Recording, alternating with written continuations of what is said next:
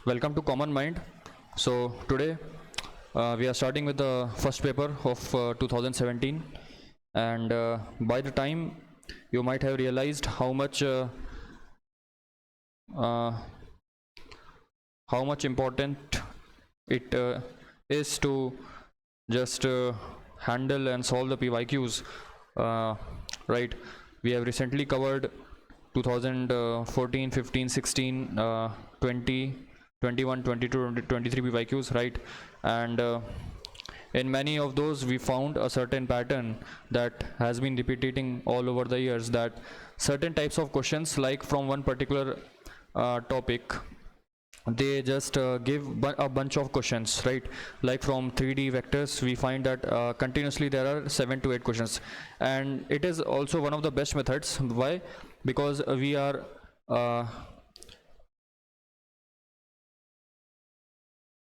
familiar with the various types of questions, variety of questions. It will cover almost all the particular topics in that chapter. Okay, so this is the importance of PYQs, that if you haven't studied a particular topic in any particular chapter, and if you come across that question, you will immediately refer to your theory books, or you will refer to your mathematics class 12th or 11th books, or in this video only I will give you the solution, so it will be beneficial for you, right? So this is the importance of PYQs, right? From each and every topic, and from the very narrow, from the very deepness of the questions it asks. So now let us begin from the first part. First question.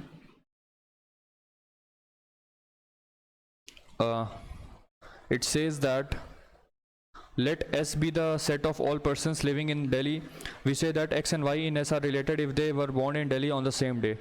Which one of the following is correct? Okay, suppose we take the day as 1st Jan 2007. Okay, if we take this date, and suppose two persons in Delhi, X and Y, have a relation amongst them such that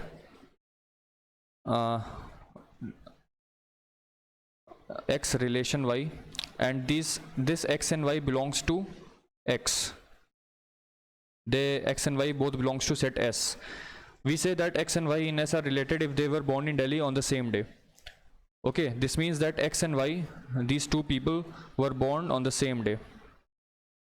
Okay, then which one of the following is correct? Okay, first we check for reflexive. Okay, reflexive means that a particular element X is having its relation with itself, and according to this situation this is also correct. Why? Because a person which is having his birth date on 1st Jan 2007, obviously the second person, which is himself the first person only, will also have the birthday on the same date, so it will have its relation with itself only. So reflexive, the relation is reflexive. Now if we check for symmetric, for suppose X is having a relation with Y, then Y is also having a relation with X. Obviously these two are interrelated. Why? Because both these persons are having the birthday on the same day, that is 1st Jan 2007. Okay, so it is symmetric also. That means if X is having a relation Y in having the same birthday, then Y is also having a relation with X on having the same birthday, so therefore it is also symmetric. Now checking for transitive, suppose X is having a relation with Y and Y is having another relation with Z. Now concerning this part, that they are related if they were born in Delhi on the same day, that means X and Y are born on the same day, and Y and Z are also born in the same day. That implies that X and Z are also born in the same way, right? If X and Y are born on 1st Jan and Y and Z are also born on 1st Jan, then obviously it makes a common sense that X and Z will also be born on the same day, right? So it is transitive as well. So now here we find that this relation is reflexive, symmetric and transitive. So option number A is a right answer. Now coming to question number 2, it says that let A is the set of 10 elements, 1 2 3 4 5 6 7 8 9 10, then the number of elements of A containing 2 or 3 elements is. Now this is a general formula, right? If we have a particular set A and we have to find the number of subsets, the formula is 2 to the power n, but here it makes us specific that we have to find the number of subsets of A containing 2 or 3 elements, right? Containing 2 or 3 elements. That means the subset containing 2 elements plus subset containing 3 elements, we have to add them. So how do we calculate this? Just how many elements are there counted? There are 10. Now out of 10 we have to select any 2 elements. This makes us count the number of subsets which consist of 2 elements. Plus, now here it asks 3, so just do it 10C3. It makes us count all the subsets which are having 3 elements, right? So here it comes as 45 and here it comes as 120. Okay, now if you add these two, you will get 165 as your answer. Option number C, right? Now 60. Next question, the value of iota to the power 2n plus iota to the power 2n plus 1 plus iota to the power 2n plus 2 and so on, 2 to the power n plus 3, right? So just what you do, just take out iota to the power 2n common from all these elements. We get 1 plus iota square plus iota cube, right? So iota to the power 2n makes it outside. Iota square is minus 1, it gets cancelled out with 1, and iota cube is what? Minus iota. That means it gets cancelled out with plus iota. So we are left with nothing. We get 0 as our answer. Okay. Next question, question number 4th. If the difference between the roots of the equations x square plus kx plus 1 equals to 0 is strictly less than root 5, it means to say that alpha minus beta difference between the roots of the equation is strictly less than root 5. Strictly, that means it is less than root 5. Now this term can be written as under root alpha plus beta to the power whole square minus 4 alpha beta, and this is less than root 5. Okay, now just substitute the values. Alpha plus beta will be k, right? Minus k, it makes k square, minus alpha beta will be 1, so k square minus 4 is less than root 5. Okay, so that means k square minus 4 is less than 5, k square is less than 9, and it is also greater than 0, of course. So here k belongs to minus 3 to 3. Now one more thing, this comes as a first condition, right? Let us take this as A. Now second condition is that mod k is greater than equals to 2. Mod k is greater than equals to 2. Here it means to say that k belongs to minus infinity to minus 2 closed bracket union 2 to infinity. Now this is our second condition. The third condition will also apply here. What? The third condition will be discriminant must be greater than 0, right? So because we are getting roots, we are getting difference between roots, that means it is consisting of 2 roots, so discriminant must be greater than 0. Considering this, we get k square minus 4 is greater than 0, right? So here we can see that k belongs to, and it means the same thing only, like this only, right? Minus infinity to minus 2 union 2 to infinity. That means the condition here is given that of discriminant only. So if we take the common between these two elements a and b, if we take the intersection point, we get that it is minus 3 to minus 2 union 2 to 3. Okay, here it is closed bracket, from 2 it is closed bracket, and but in 3 it is open bracket, both the sides, right? So just carefully take the option between a and c. Option number A is our correct answer. Now next form, if the roots of the equation x square plus px plus q equals to 0 are in the same ratio as those of the equation x square. Now one of the most interesting questions, let's see. If the roots of the equation are in the same ratio, suppose let us consider the roots of these equations as alpha and beta, and let us suppose the two roots of this particular equation are gamma and delta. Now it says that if the roots of the equation are in the same ratio as those of the equation, that means it wants to say that alpha upon beta is equals to gamma upon delta. Now then which one of the following correct? Now by seeing this, we can conclude that there is no any fundamental approach to solve this question, but in class 9th or in 10th, we have studied one property called componendo and dividendo, right? So here you have to apply that only, apply componendo and dividendo. By applying that, we come to know that alpha plus beta upon alpha minus beta is equal to gamma plus delta upon gamma minus delta. Okay, now putting the respective values in their respective positions, we get alpha plus beta is minus p upon alpha minus beta. Now alpha minus beta can be written as under root alpha plus beta whole square minus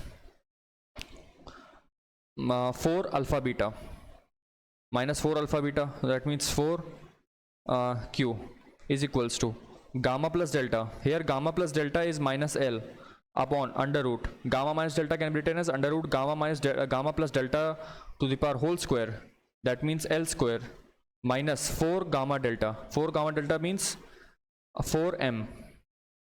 Just square both the sides and cancel out the terms. We get p square upon p square minus 4q is equal to L square upon L square minus 4m.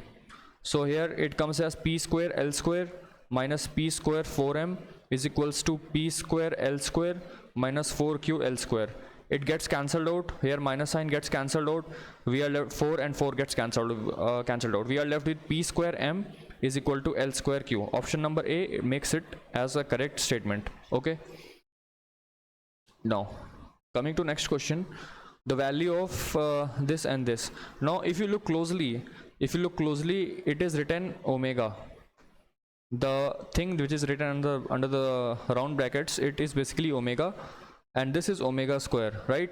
We have studied this in cube root of unity, that there are 3 roots of unity, and that 3 cube roots of unity, that is 1 omega and omega square. So these 2 roots are written as omega and omega square.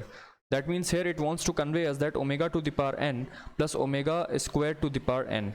Now if n is not a multiple of 3, okay, just do it randomly, that if omega is not a multiple of 3, that means you can put n as 2, 4, 5, 7, 8, right? Just put it here, you will get, suppose if we put 2, then we get omega square plus omega to the power 4. It makes it omega square plus omega, and that is equal to minus 1. Now if we put n is equals to 4, here we will get omega to the power 4 plus omega to the power 8. Again omega to the power 4 is omega, and omega to the power 8 is omega square. You will get as minus 1. Again if you put 5, omega to the power 5 plus omega to the power 10, here it makes at omega square, and here it makes it as omega. That means it is also equals to minus 1.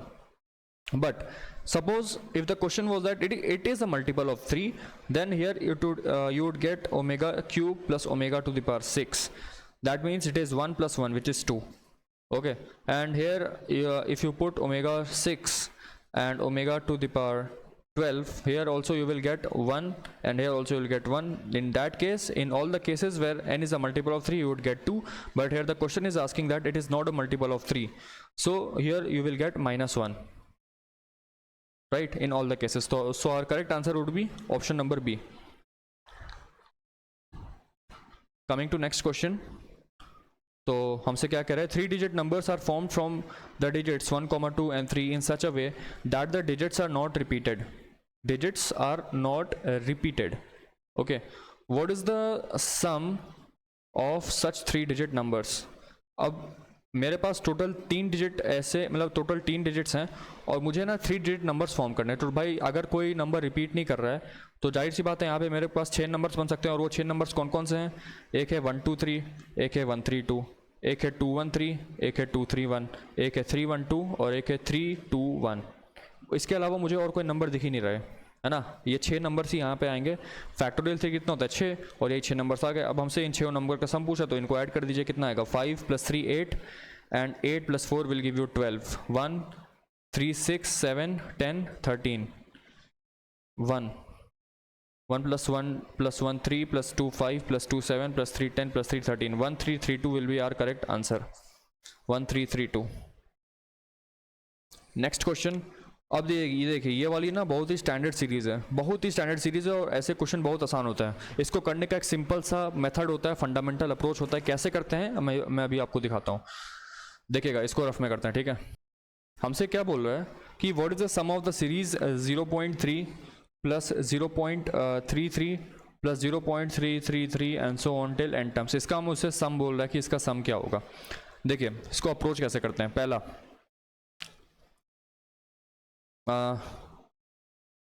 इसको मान लेते हैं कि हमको इसका सम निकालना है S, ठीक है। हमने मान लिया इसका जो आंसर आएगा वो एस आएगा। एस को मैं ऐसे लिख सकता हूँ 3/10 प्लस 33/100 प्लस 333/1000, ऐसे लिखा जा सकता है, ठीक है। अब मैं क्या करूँगा, मैं ना यहाँ पे 9 से मल्टीप्लाई डिवाइड कर दूंगा। कहने का मतलब ये है कि मैं यहाँ से जो है, यदि मैं इन सब को मैं 3 से मल्टीप्लाई डिवाइड कर दूँ, 3 से, है ना, 1/3 यहाँ मैंने लिखा और मैंने सबको 3 से मल्टीप्लाई किया, तो मेरे पास आया 9/10 प्लस 99/100 प्लस 999/1000, ऐसे बनता चला गया टोटल एन टर्म्स के लिए, ठीक है। ये जो सम आया है वो है 10 - 1/10 प्लस 100 - 1/100 प्लस 1000 - 1/1000, ये ऐसे आप लिख सकते हो उसको। अब देखिए इसमें कैसे ब्रेक कर गया, 1/3 1 - 1/10 plus 1 - 1/100 plus 1 - 1/1000 and so on, ऐसे गया। अब देखिएगा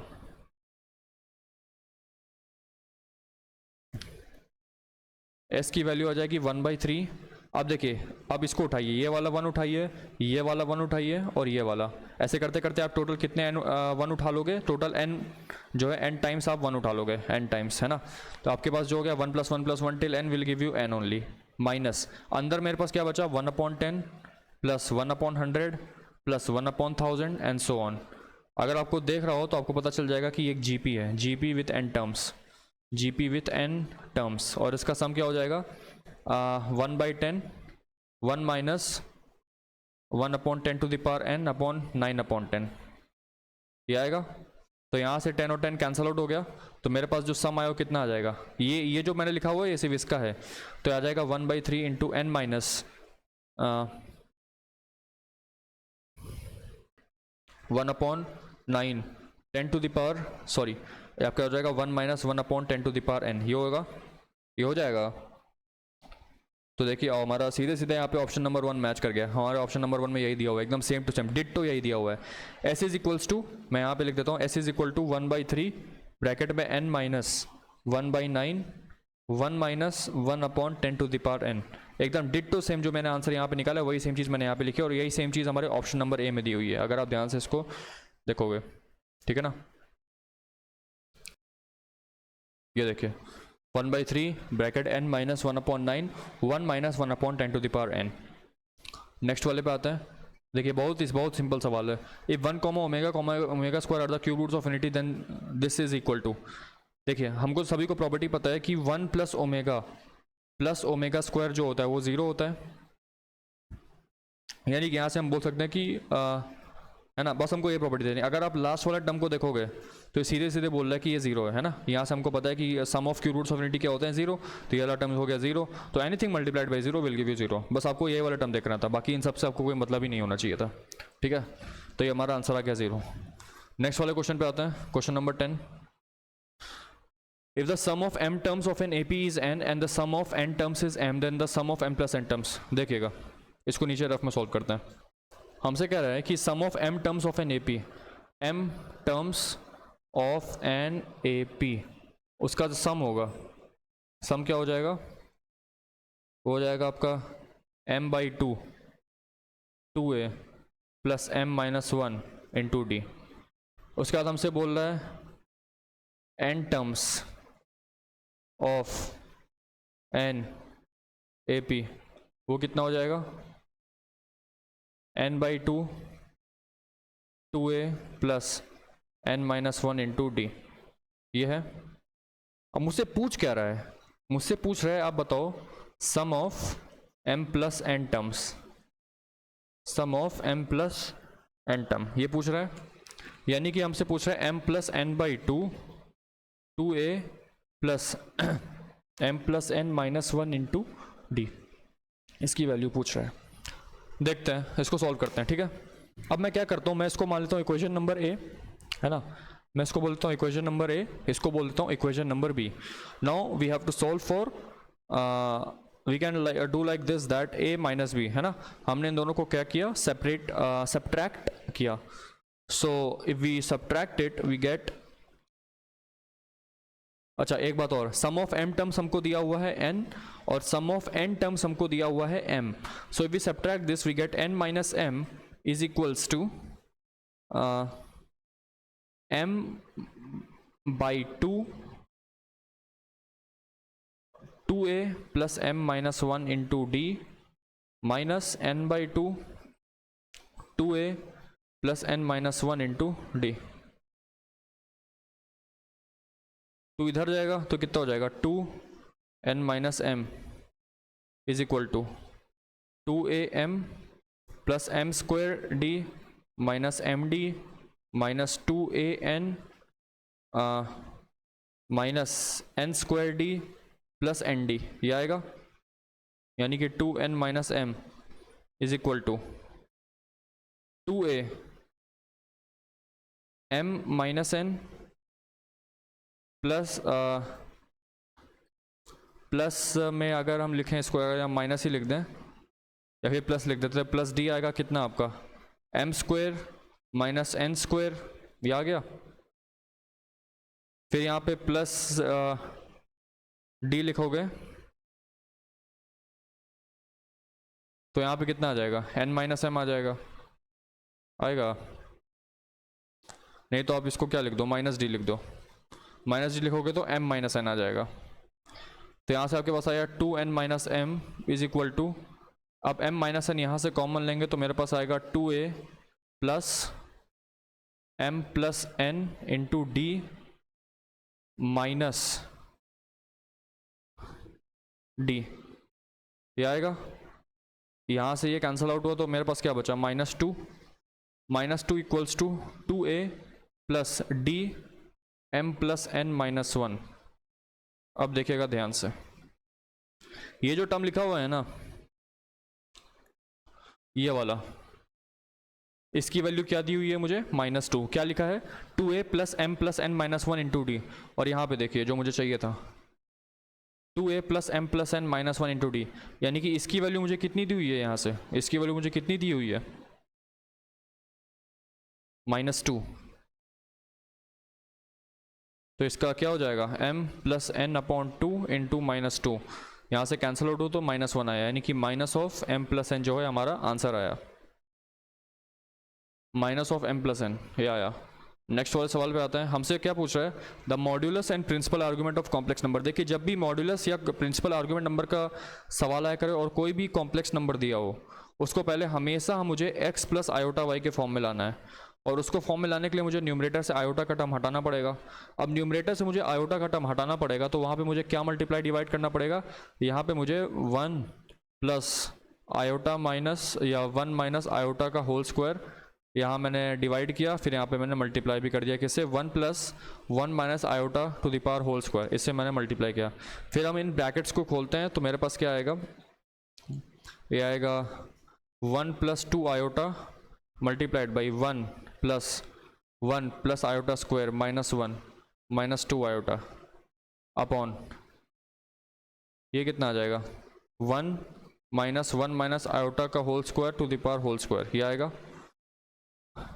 यहाँ से एक हटा तो ये 1 plus 2 iota into 1 minus 2 iota हुआ, यानी कि 1 minus 4 iota square upon 1 minus iota square होता है -1, तो ये हो जाएगा 2, ये हो जाएगा 4, यानी कि 1 माइनस 4 हो जाएगा. 1 माइनस 4 आयोटा स्क्वायर -1 होता है, यानी कि 1 प्लस 4 हो जाएगा.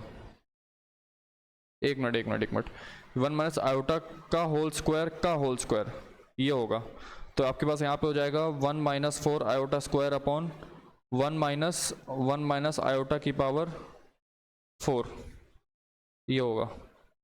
तो 1 माइनस आयोटा की पावर 4 कितना हो जाएगा, आप इसको ऐसे लिख दो,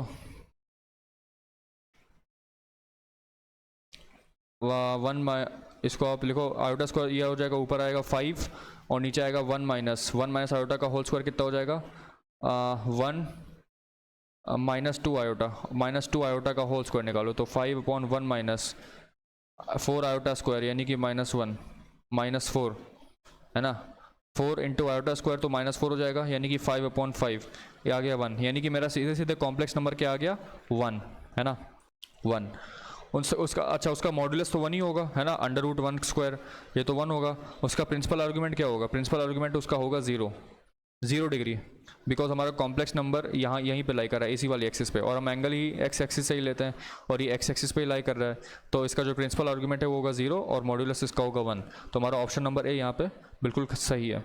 नेक्स्ट वाला सवाल पे आता है if the graph of a quadratic equation lies entirely above the x-axis then which one of the following is correct। सीधी सी बात है हमसे ये कह रहा है कि यदि entirely ये x-axis से ऊपर लाई कर रहा है इसका मतलब कि ये x-axis को कहीं काट नहीं रहा है जहाँ पे y0 और y0 नहीं हो रहा है इसका मतलब कि इसके कोई रियल रूट्स नहीं आ रहे हैं। अरे भैया अगर आपने इक्वेशन देखी होगी x² - 5x + 6 इसके रूट्स आते हैं -2 और इसके रूट्स आते हैं आपके 2 और 3 इसके जो रूट्स आते हैं आपके वो आते हैं आपके 2 और 3 तो आपने देखा होगा कि 2 और 3 का ग्राफ इसका जो ग्राफ कैसे बनेगा इसका ग्राफ कुछ आपको ऐसे जाता हुआ बनेगा है ना जैसे ही जहाँ पे आपने ग्राफ इसको बनाया यानी कि जब आप इस इक्वेशन में 2 और 3 रखोगे यानी कि जब आप 2 और 3 रखोगे इस वाले इक्वेशन में तो ये 0 आ जाएगा है ना जहाँ जिससे कि ये सेटिस्फाई कर जाए ना ये 0 आ जाएगा यहाँ पे y एक्सिस पे 0 आ रहा है कब जब हम 2 और 3 रख रहे हैं। यहाँ पे हमसे बोल रहा है कि if a graph of quadratic polynomial lies entirely above the x axis मतलब एक्स एक्सिस के जस्ट ऊपर लाई कर रहा है इसके ऊपर ही लाई कर रहा है इसका मतलब कि इसको ये एक्स एक्सिस को कहीं काट नहीं रहा है जिससे कि हमें उसके रूट्स मिले। अगर ये एक्स एक्सिस को काटता या टच करता तो हमें 2 या 1 रूट मिलते लेकिन यहाँ पे बिल्कुल नहीं टच कर रहा है यानी कि इसके कोई भी रियल रूट नहीं है दोनों के दोनों रूट यहाँ पे कॉम्प्लेक्स है why because discriminant is less than 0 and no real root discriminant जो है मेरा लेस देन 0 है so that we can say that both the roots are complex. Next वाले क्वेश्चन पे आता है now it says that mod of z + 4 is less than equal to 3 then the maximum value of mod of z + 1। अब देखिए हमसे z + 1 की value पूछ रहा है अगर मैं इसको ऐसे लिख दूं mod of z + 1 या z + 4 प्लस ऑफ -1 ऐसे लिखा जा सकता है ना ऐसे लिखा जा सकता है और ये मेरी क्या हो गई अगर आपने ट्रायंगल इनइक्वालिटी पढ़ी होगी ट्रायंगल इनइक्वालिटी अगर आपने पढ़ी होगी इन कॉम्प्लेक्स नंबर्स वो हमको पता चलता है कि यदि मान लें कि ये हमारी साइड है z1 और ये हमारी जो साइड है वो है z2 और सपोज ये मेरी साइड है z1 - z2 ठीक है अगर वेक्टर के हिसाब से चले तो नहीं ये z1 - z2 नहीं ये z2 - z1 होगी। तो अगर मैं इसकी बात करूं ये हो जाएगा अगर मैं इसके मैग्नीट्यूड की बात करूं तो ये mod z1 हो जाएगा अगर मैं इसकी बात करूं तो ये mod z2 हो जाएगा और मैं इसकी बात करूं तो ये आपका हो जाएगा क्या mod of z2 - z1। हमको पता है कि ट्रायंगल इनइक्वालिटी से हम जानते हैं कि sum of any two sides must be greater than the third side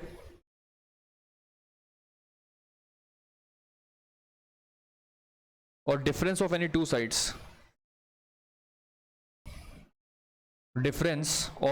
sides must be less than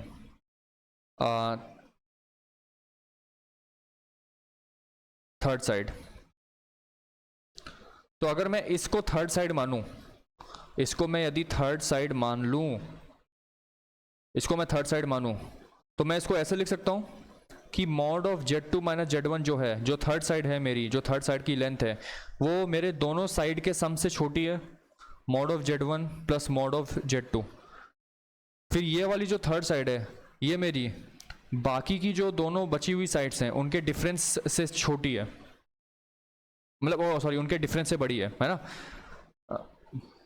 why because difference of two sides is always less than the third side यानी कि mod of ये बड़ा वाला mod है ना ये mod है into mod of z1 minus mod of z2। अगर ये प्रॉपर्टी आपको याद हो ना तो इस क्वेश्चन को बहुत ही आराम से टैकल किया जा सकता है जो है टैकल किया जा सकता है। अगर आप इसको ध्यान से देखो तो मैं mod ऑफ z+1 को इसको भी छोड़िए ये जो mod ऑफ z+1 है इसको मैं mod of z +4 minus of -1 लिख सकता हूँ सॉरी माइनस ऑफ -1 z +4 - 3 ऐसे लिख सकता हूँ ऐसे मैं लिख सकता हूँ है है ना। अगर आप ध्यान से इसको कंपेयर करोगे, ध्यान से इसको कंपेयर करिए, तो अगर मैं इसको बोलता हूँ Z2, है ना, यहाँ पे माइनस साइन लगा है बीच में, अगर मैं इसको बोलता हूँ Z2 और इसको मैं बोलता हूँ Z1, और मुझे चाहिए इसकी मैक्सिमम वैल्यू, यानी कि मुझे इसकी मैक्सिमम वैल्यू चाहिए, है ना, तो इसकी मैक्सिमम वैल्यू कहाँ तक जा सकती है, mod of Z1 plus mod of Z2, यानी कि मॉड ऑफ Z1 क्या हो जाएगा, mod of 3 plus mod of Z2, और उसकी भी मैक्सिमम वैल्यू चाहिए, तो हमको दिख रहा है कि mod of Z plus 4। Why, because we have taken this as Z2, है ना, तो मॉड ऑफ Z2 कितना हो जाएगा, मॉड ऑफ Z प्लस 4, और Z प्लस 4 की मैक्सिमम वैल्यू यहाँ पे कितनी है, मैक्सिमम वैल्यू हमको दे रखी है 3, तो यहाँ पे आपके पास हो जाएगा मॉड ऑफ 3 प्लस 3, यानी कि 3 प्लस 3, यानी कि आंसर हो जाएगा मेरा कितना, 6, है ना। तो ट्रायंगल इनइक्वालिटी बहुत ही मस्त है, ये वाला एटलीस्ट आपको ये रिलेशन तो याद होना ही चाहिए, ये वाला, है ना, triangle inequality property, triangle inequality property बिल्कुल याद होनी चाहिए, ठीक है। नेक्स्ट वाले क्वेश्चन पे आता है, the number of roots of the equation Z square is equal to 2। देखिए जब भी नंबर ऑफ रूट्स की बात आया करे, सीधे सीधे हमें Z is equals to X plus iota Y को पुट कर देना है, और यहाँ से we can take out the solutions, right. If we put this X plus iota Y to the power whole square can get us 2x minus 2 iota Y. Now if we solve this we are getting X square minus Y square plus 2x iota y is equals to 2x minus 2 iota y. Now just compare the real coefficients and the imaginary coefficients. We get, just compare this x square minus y square with 2x. We are getting x square minus y square is equals to 2x, and if we compare the imaginary part we get 2xy is equals to minus 2y. So here it gets cancelled out, we get y x plus 1 equals to 0. Here we get two conditions, y is equal to 0 or x equal to minus 1. Now if we put y equals to 0, y equals to 0, here we get x square minus 2x equal to 0, and here we get x into x minus 2 equal to 0. Now if we put y equal to 0, जैसे हमने y equal to 0 यहाँ पे अभी put किया, सो हमें इसके लिए दो चीज़ें मिली, x की वैल्यू, यहाँ पे x की वैल्यू मुझे 0 मिली और एक x की वैल्यू मुझे मिली 2, यानी कि एक 0,0 एक सॉल्यूशन हो जाएगा और एक आपका हो जाएगा 2,0 एक इसका सॉल्यूशन हो जाएगा। अब दूसरा केस हमारे पास ये आता है कि मैं x को मैं यहाँ पे -1 रखूँ, और जैसे मैंने x को -1 यहाँ पे रखा तो मुझे क्या मिला, 1 minus Y square is equal to -2, और वाई स्क्वायर की वैल्यू ऐसे मुझे कितनी मिली, 3, यानी कि y की वैल्यू आ जाएगी +-√3, है ना, +-√3, यानी कि जब मैंने x को -1 रखा तो मुझे दो रूट और मिल गए, कौन कौन से, -1, और मैंने जब -1 रखा तो -√3 भी आया था मेरा। तो ये जो टोटल मुझे मिले हैं 4 सॉल्यूशन मिले हैं, 0,0, 2,0, -1, और -1, ये टोटल 4 सॉल्यूशंस मुझे मिले हैं जब मैंने इस कॉम्प्लेक्स नंबर के इक्वेशन को सॉल्व किया है। So our answer is 4. Next question, it says that if cot alpha and cot beta are the roots of the equation, then the value of cot alpha plus beta. Okay.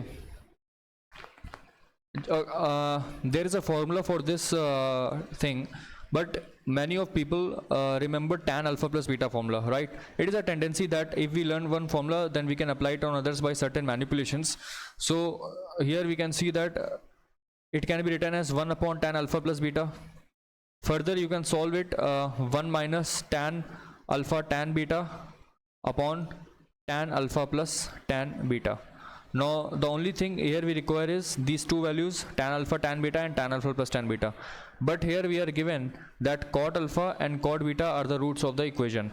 So we can say that cot alpha plus cot beta is equal to minus b, right? Sum of the roots and product of the roots. Just convert it into tan, we get 1 upon tan alpha plus 1 upon tan beta is equal to minus b. Here it goes the same way, tan alpha plus tan beta. Okay, 1 minute, let me solve here. Tan alpha plus tan beta upon is equal to minus b into tan alpha into tan beta. Here we can say that tan alpha plus tan beta can be written as minus b into tan alpha into tan beta. Okay, just consider this equation, tan alpha plus tan beta is equal to minus b into tan alpha tan beta. Now this part it says that we have to also calculate tan alpha into tan beta. We have to also calculate tan alpha into tan beta. Just make the product of the roots, you will get that cot alpha into cot beta is equal to c. That means 1 upon tan alpha into 1 upon tan beta is equal to c. Here we come to the conclusion that we get tan alpha into tan beta as 1 upon c, as 1 upon c. Okay, just what you do, put this value of tan alpha into tan beta equals to 1 upon c in this equation, and you will get tan alpha plus tan beta as well. So tan alpha plus tan beta will be minus b into 1 upon c, that means minus b upon c. Now we are ready with both the equations. We have got tan alpha plus tan beta, and we have got tan alpha into tan beta. Just putting these values in the above equation, we get 1 minus 1 upon c upon minus b upon c. Here c minus 1 upon minus b, that means 1 minus c upon b is our correct answer. 1 minus c upon b, that is option number b. 1 minus c upon b. Next question.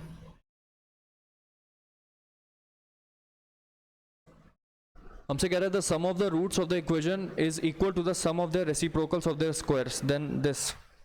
देखिएगा इसको अच्छे से, पहले question को समझने की कोशिश करिए कहना क्या चाह रहा है. Sum of the roots of the equation, हम रूट्स मानते हैं कि इसके पास अल्फा और बीटा रूट्स हैं. सम ऑफ द रूट्स यानी कि alpha plus beta is equals to the sum of the reciprocals of their squares, यानी कि उनके स्क्वायर का, उनका पहले स्क्वायर करो, फिर उनका रेसिप्रोकल करो, फिर उन दोनों को ऐड करो, ये कहना चाह रहा है. यहाँ से हम बोल सकते हैं कि अल्फा प्लस बीटा जो है वो आपका हो जाएगा alpha square plus beta square upon alpha beta का होल स्क्वायर, ऐसा बोल सकते हैं. यहाँ से हम बोल सकते हैं कि अल्फा प्लस बीटा का whole square minus 2 alpha beta upon alpha beta का होल स्क्वायर, यानी कि फाइनली जो मुझे निकालना है, मुझे निकालना है ये निकालना है. ठीक है, चलिए निकालते हैं फिर. अब इस वाली इक्वेशन को देख के लग रहा है कि इसका जो सम ऑफ द रूट्स आएगा वो कितना आएगा, माइनस बी, और इसका प्रोडक्ट ऑफ रूट्स क्या आ जाएगा, सी, यानी कि वही स्टैंडर्ड इक्वेशन हमको दी हुई है.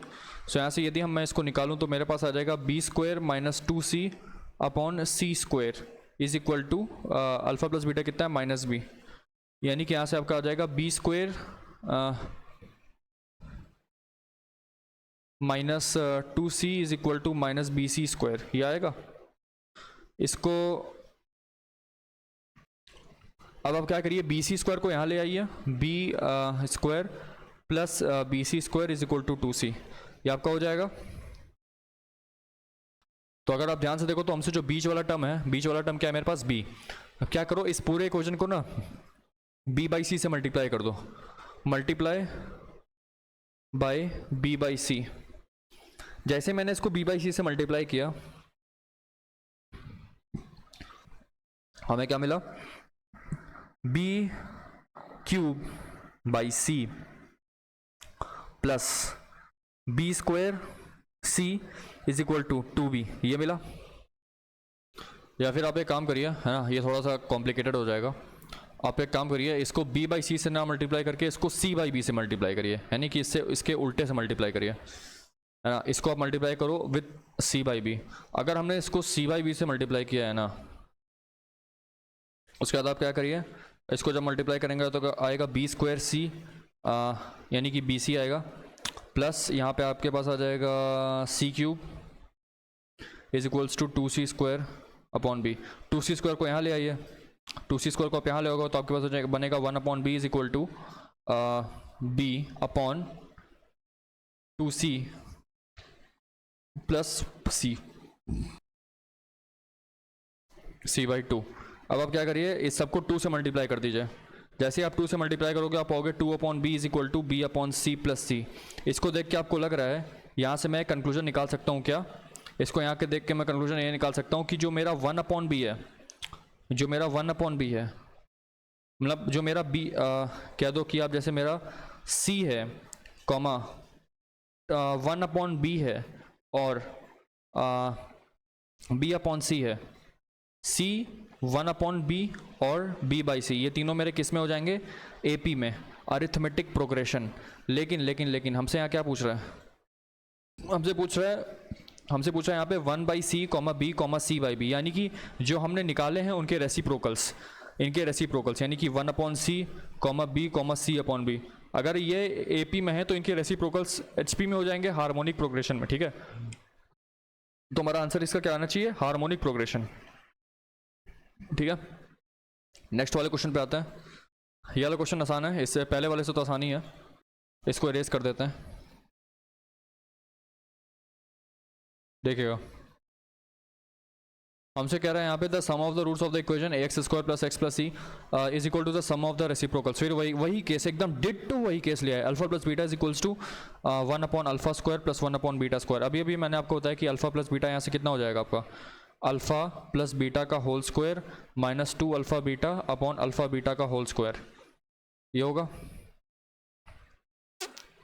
अल्फा प्लस बीटा यहाँ से कितना आ जाएगा, minus 1 upon a is equals to alpha plus beta का होल स्क्वायर, यानी कि 1 upon a square minus 2 alpha beta 2c by a upon alpha beta का होल स्क्वायर, यानी कि c square upon a square, ये आएगा। अब इसको सॉल्व करेंगे तो आएगा minus 1 upon a is equals to 1 minus 2 ac upon C square, यानी कि ये कितना हो जाएगा, उधर भेजोगे तो आएगा minus c square is equals to a minus 2a square c, 2a square c is equals to a plus c square. अब देखिए सीधे सीधे यहाँ पे आ गया। यहाँ से हम क्या कंक्लूजन निकाल सकते हैं, अगर हम यहाँ से कंक्लूजन क्या निकालेंगे, हम यहाँ से निकालेंगे कि ये a कॉमा ए स्क्वायर सी ये किसके फॉर्म में लिखा हुआ है, ये लिखा हुआ है आपका वो 2b is equal to a plus c वाले फॉर्म में, जहाँ पे b होता है arithmetic mean of a plus c, मतलब a एंड c। तो यहाँ पे आप देखो तो a comma a square c comma c square, ये किस में है मेरे अरिथमेटिक प्रोग्रेशन में, और सेम चीज़ वही चीज़ यहाँ पे भी लिखी हुई है a comma a square c comma c square, है ना, वही डिट्टो सेम चीज़ लिखी हुई है। और ये किस में है अरिथमेटिक प्रोग्रेशन में। कहाँ से हमको पता चला, यहाँ से। उसका फॉर्मेट क्या होता है, 2b is equal to a plus c, बीच वाला टर्म होता है कैपिटल B, बीच वाला टर्म कौन सा है हमारे पास, सी ए स्क्वायर, उसके बाद a हो गया, सी स्क्वायर सी वाला, तो ये वाला हमारा किस में हो जाएगा अरिथमेटिक प्रोग्रेशन में, ठीक है। अच्छा इस वाले क्वेश्चन को देखिए, अब इसमें क्या करो आप, ये और जितने भी हमारे लेफ्ट वाले साइड में जितने भी टर्म्स लिखे हुए हैं उसको उनको एक साथ लिख लो एक स्क्वायर ब्रैकेट में। तो यहाँ लिखोगे तो क्या आएगा आपका 7c0 plus 7c1 and so on till 7c6 plus bracket में दूसरा आप क्या लिखो, यहाँ पे ये वाला टर्म उठाओ, ये वाला टर्म उठाओ और ये वाला, यानी कि जितने भी टर्म्स पे राइट साइड लिखे हुए हैं उनको उठाओ, यानी कि 7c1 प्लस 7c2। इतना पता है ना कि जब ये ऐसे लिखा हो सी एन कॉमा 0 कॉमा लिखते हैं एन सी 0, और ऐसे अगर लिखा हो उसका भी मतलब होता है एन सी 0, और अगर ऐसे भी कहीं लिखा हो मतलब ये वाला, मेरे ख्याल से यही दो फॉर्मेट ही होते हैं, हम ऐसे ही इसको रिप्रेजेंट करते हैं ना, दोनों का मतलब सेम ही होता है ना। अगर कभी ऐसे दिया हो ब्रैकेट में तो घबराइएगा मत, हो ऐसे ही उसका मतलब वही होता है, यानी कि plus 7c3 and so on till 7c7। अब इसका सम अगर आप निकालोगे तो आपके पास आ जाएगा 2 टू द पावर n-1। कैसे, क्योंकि यहाँ पे अगर यहाँ पे 7c7 भी होता तब मैं बोल सकता था कि इसका 2 टू द पावर n आएगा, लेकिन चूंकि यहाँ पे 7c7 नहीं है तो वो एक टर्म माइनस हो जाएगा, माइनस करोगे -1 आएगा प्लस। अब अगर आप इस वाले में ध्यान से देखो तो यहाँ पे 7c0 मिसिंग है, यानी कि यहाँ पे भी वही करना पड़ेगा 2 टू द पावर n-1। अब यहाँ पे n की वैल्यू क्या है मेरी, n की वैल्यू मेरे पास 7, पुट कर दीजिए, आंसर निकालिए। 7 पुट करोगे तो कितना आएगा 128, अब यहाँ पे करोगे तो 128 -1 यानी कि -2, यानी कि 256 -2 कितना आ जाएगा मेरा 254। Correct answer is 254। Next question,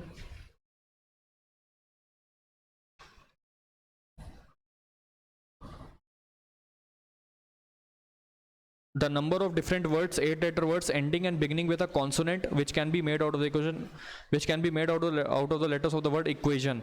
अगर हम equation word को ध्यान से देखें तो मेरे को यहाँ पे सारे के सारे vowels नजर आ रहे हैं, a e i o u without any repetition। that means so vowels यहाँ पे सारे के सारे हैं a e i o u, और जो मेरे पास consonants हैं, consonants वो मेरे पास क्या क्या है, q t और n, ठीक है, q t और n। इसको मैं ठीक से लिख देता हूँ, मेरे पास क्या क्या है Q, T और N, ये मेरे पास कॉन्सोनेंट्स और वॉवल्स क्या है मेरे पास A E I O U। तो अगर आप ध्यान से देखोगे तो हमसे पूछे ending and beginning with a consonant. अब देखिए एंडिंग और बिगिनिंग मतलब अगर मुझे यहाँ पे कोई 8 लेटर वर्ड बनाना है, 8 लेटर वर्ड बनाना है तो 1 2 3 4 5 6 7 एंडिंग और बिगिनिंग में मुझे कॉन्सोनेंट चाहिए। मेरे पास है कॉन्सोनेंट 3, अरे भैया अब एंडिंग और बिगिनिंग में तो 2 ही कॉन्सोनेंट आ सकते हैं, तो मैं क्या करूँगा, मैं इन 3 में से किसी 2 का सिलेक्शन कर लूँगा 3C2 से। मैंने इसका सिलेक्शन किया, अब सपोज मैंने यहाँ पे सपोज मैंने क्यू टी एन में से क्यू और टी को चुना, सपोज मैंने यहाँ पे क्यू रखा, यहाँ पे मैंने टी रखा, लेकिन ज़रूरी नहीं है, मैं यहाँ पे भी टी रख सकता हूँ, यहाँ पे भी एन रख सकता हूँ। यानी कि इसको हम किससे मल्टीप्लाई कर देंगे, फैक्टोरियल 2 से। उसके बाद ये जो बचे हुए 6 ब्लॉक्स हैं मेरे पास, ये जो बचे हुए 6 ब्लॉक्स हैं, इनमें क्या क्या आ सकता है, इनमें यदि मैंने यहाँ पे क्यू और टी ले लिया है तो यहाँ पे मेरे पास बचेगा एक तो एन, सॉरी एक तो मेरे पास बचेगा एन, और दूसरा मेरे पास ये बचेंगे 5 vowel A E I O you, और इन सभी को मैं फैक्टोरियल 6 से अरेंज कर सकता हूँ। इन फैक्टोरियल 6 को यहाँ पे ले आइए, आपका आंसर अपने आप आ जाएगा।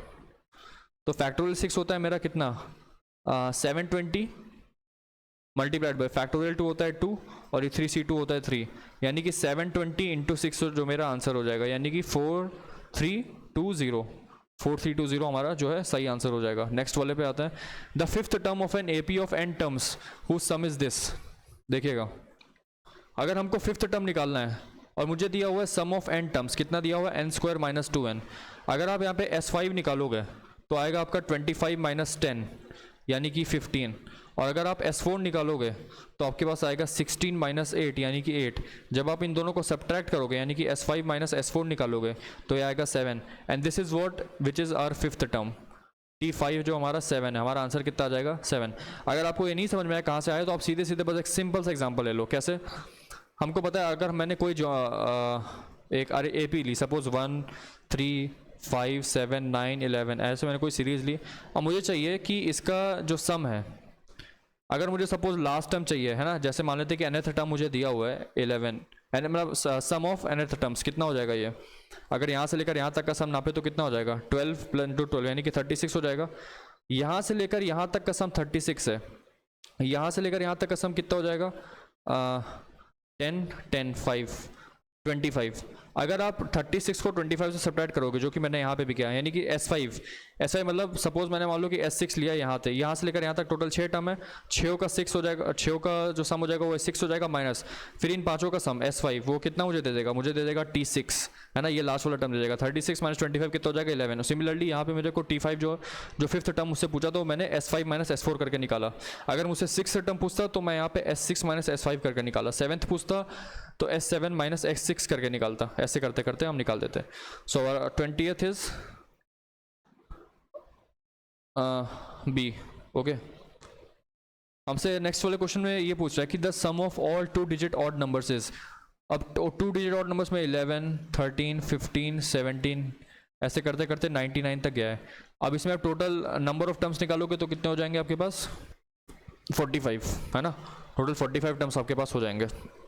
सम निकाल दो 45/2, AP में है, AP with common difference D as 2 and first term as 11, so just make it 22 plus 2a plus n minus 1 यानी कि 44 into D, यानी कि 45 into 11 plus 44 यानी कि 45 का whole square, sorry 55 multiplied by 45 कितना हो जाएगा ये 2475 जो हमारा करेक्ट आंसर इसका हो जाएगा। नेक्स्ट वाले पे आता है,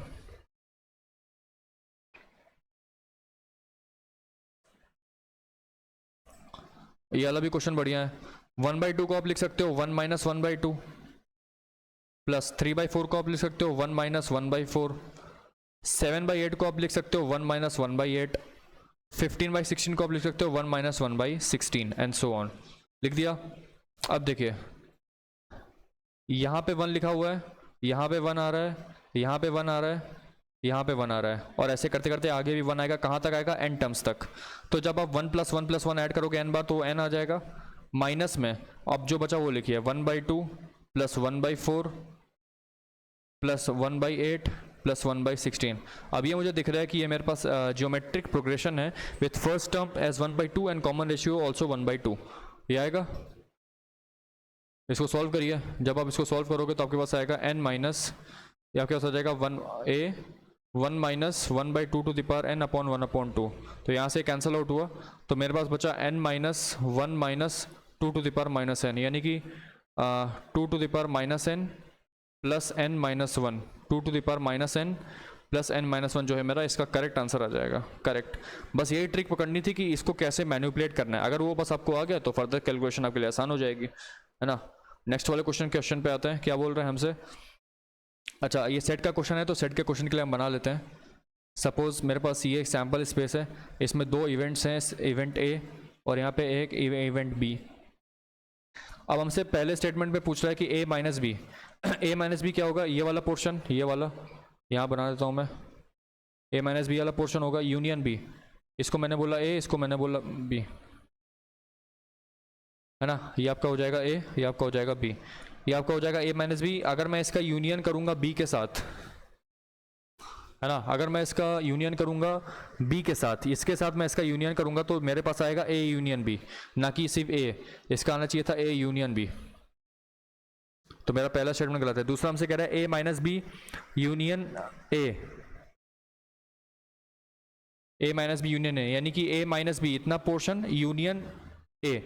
तो जाहिर सी बात है इसका आंसर कितना आएगा, ए, सीधे सीधे ए आ जाएगा, है ना। ए माइनस बी करोगे यूनियन ए लोगे तो बड़ा वाला तो ए ही है, तो उसका वो आ जाएगा। फिर ए माइनस बी इंटरसेक्शन बी, ए माइनस बी इंटरसेक्शन बी, ए माइनस बी इतना है, अगर उसका बी के साथ इंटरसेक्शन लोगे तो भैया यहाँ तो कोई भी कॉमन पॉइंट आ ही नहीं रहा है, कोई कॉमन पॉइंट नहीं आ रहा है, बी टोटली अलग हो जाएगा ए माइनस बी से, जो कि 5 आ रहा है, बिल्कुल सही। थर्ड स्टेटमेंट भी हमारा सही है।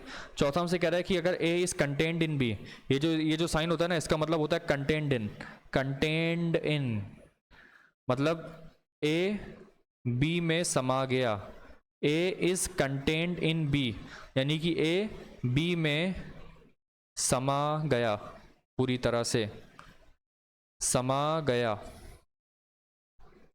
Completely, completely. यानी कि अगर ये सेट बी है बड़ा सा, तो उसमें जो सेट है वो कंप्लीटली एकदम अंदर हो गया इसके। हमसे बोल रहा है ए यूनियन बी, अब ए यूनियन बी निकालोगे तो जाहिर सी बात है वो आपका बी ही आने वाला है, बड़ा सा सेट आने वाला है। तो हमारा स्टेटमेंट नंबर 4 भी सही है, यानी कि यहाँ पे सेकंड, थर्ड और फोर्थ जो है हमारा बिल्कुल सही स्टेटमेंट है। फर्स्ट वाला स्टेटमेंट इनकरेक्ट है, उसका आंसर होना चाहिए था ए यूनियन बी। नेक्स्ट वाले पे आते हैं। अब देखिए इस वाले क्वेश्चन में तो आपको हिट एंड ट्रायली लगाना पड़ेगा। Where p q r binary digits, what are the possible values of p q r respectively. Suppose मैं पहला ऑप्शन लेता हूँ, पहले को मैं पी को 0 रखता हूँ, तो मेरा आएगा 1 0 1 0 1 टू द बेस 2, प्लस यहाँ पे रखूँगा, यदि मैं क्यू की वैल्यू यहाँ पे उठा के 1 रख दूँ तो आएगा 1 0 1 1 टू द बेस 2। क्या इसके बराबर आ रहा है 1 0 0 0 0 0 टू द बेस 2, क्या इसके बराबर है, देख लेते हैं। अगर आप ये निकालोगे तो कितना आएगा। इसको मैं दो तरीके से कर सकता हूँ। पहला तो जो सब प्रेफर करते हैं इसको हम डेसिमल में कन्वर्ट करके ऐड करें, तो जब आप इसको डेसिमल में कन्वर्ट करोगे तो कितना आएगा 1 + 4 + 16 यानी कि 21, प्लस ये कितना आ जाएगा 1 + 2 + 8 यानी कि 11। क्या ये किसके बराबर है, ये 32 के बराबर है, देख लेते हैं। 2 4 8 16 32, बिल्कुल ये 32 के बराबर है, यानी कि हमारा कंप्लीटली वेरीफाई कर रहा है। ऑप्शन नंबर पहला ही हमने ऑप्शन लिया और पहले ऑप्शन मेरा सही हो गया। तो ये कभी कभी लक होता है आपका सही हो जाए, नहीं तो मेरे पास इसका दूसरा मेथड है कि आप लिखो 1 0 1 0 1, इसको ऐड करो जैसे हम इसका एडिशन करते हैं, बाइनरी डिजिट्स का एडिशन करते हैं। कैसे 1 + 1 होता है 2, 2 mod 2 होता है 0, 2/2 होता है 1, फिर 2 mod 2 0 होता है 2/2 होता है 1, अब 2 mod 2 होता है 0, 2/2 होता है 1, फिर 2 mod 2 0 होता है 2/2 होता है 1, फिर यहाँ पे 2 mod 2 0 होता है 2/2 होता है 1, यानी कि मेरा ये रिजल्टेंट आंसर आना चाहिए था और आ भी रहा है 1 3 बार 0 और 2 बार 0। चाहे तो आप इसको डेसिमल में कन्वर्ट करके करो जो कि 99.9% लोग प्रीफर करते हैं, नहीं तो आप इसको बाइनरी एडिशन से भी कर सकते हो। हालांकि ये मुझे पता है बहुत से लोगों को एडिशन नहीं आता होगा करना कैसे करते हैं, ये आपको क्लास 11th और 12th में इसको सिखाया जाता है जिन्होंने कंप्यूटर साइंस लिया होगा। तो मेजॉरिटी जनता जो होती है वो इसी मेथड से जाती है, 32 = 32। नेक्स्ट वाले पे आते हैं।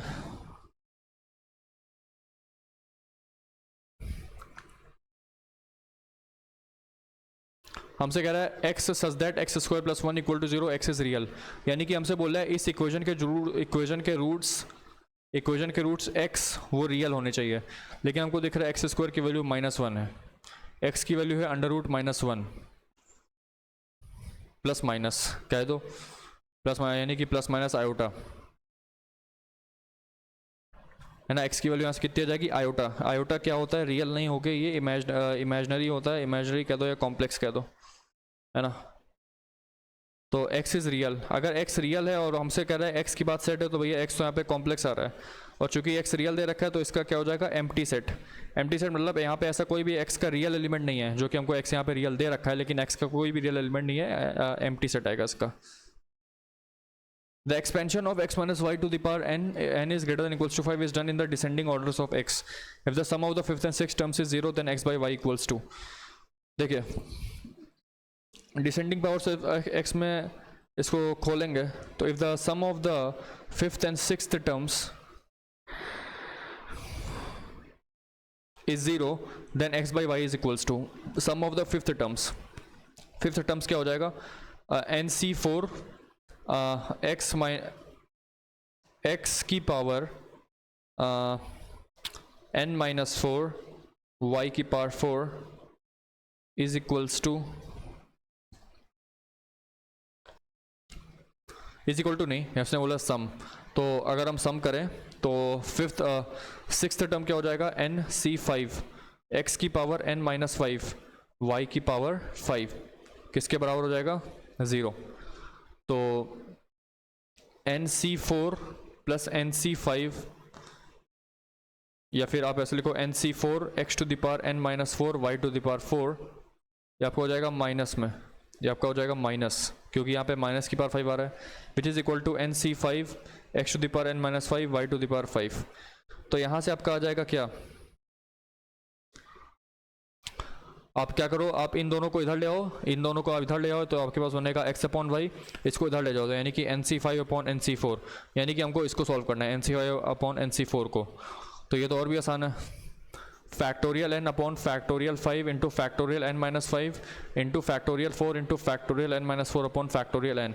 यहाँ से कैंसिल आउट हुआ, यहाँ से वरना 5 इंटू फैक्टोरियल 4 से ये कैंसिल आउट हुआ, फिर यहाँ से n माइनस 4 को छोड़ा तो बचा क्या, n माइनस 5, तो n माइनस 5 कटा, यानी कि फाइनली मेरे पास क्या आया, n minus 4 upon 5, n minus 4 upon 5 will be our correct answer. Next वाले पे आता है, अगर हमको एक मैट्रिक्स A दी हुई है and determinant of A cube, अगर हमको 125 दिया, अगर आपको पता होना चाहिए एक प्रॉपर्टी की डिटरमिनेंट अगर ये हमको दिया हुआ है तो basically determinant of A whole to the power n के बराबर होता है। कहने का मतलब है कि डिटरमिनेंट ऑफ A का होल क्यूब के बराबर होगा ये, विच इज इक्वल्स टू 125। तो डिटरमिनेंट ऑफ A यहाँ से कितना आ जाएगा मेरा, 5 को यहाँ रखिए तो आएगा alpha square minus 4 is equal to 5, तो यहाँ से अल्फा स्क्वायर आ जाएगा मेरा 9, अल्फा की वैल्यू कितनी आ जाएगी मेरे पास, plus minus 3, option number c. Next question, if B is a non-singular matrix and A is a square matrix and the value of determinant B to the power minus 1 AB, यानी कि हमसे इसकी value पूछ रहे हैं, सबको अलग अलग करके लिख दो, इसको ऐसे लिखो, ये कैंसिल आउट हुआ, बचा क्या, डिटरमिनेंट ऑफ ए, इसकी वैल्यू चाहिए, हमारा आंसर कितना आ जाएगा, ऑप्शन नंबर बी। नेक्स्ट वाले पे आता है, इसको सॉल्व करेंगे तो मेरे पास क्या बनेगा, x minus a into x plus b into x minus c plus x minus b into x plus a into x plus c. अब देखिए यहाँ पे तो थोड़ा सा ट्विस्ट है, ट्विस्ट क्या है अभी आपको बताता हूँ, हमसे ये वाली कंडीशन को ध्यान में रखिएगा।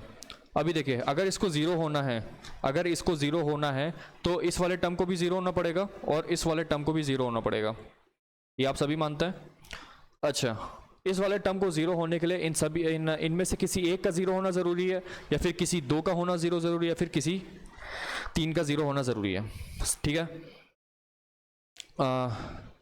अगर मैं यहाँ से x को, अगर मैं इसको ज़ीरो से इक्वेट करूँगा तो यहाँ पे मेरा आएगा x इक्वल टू a, ठीक है।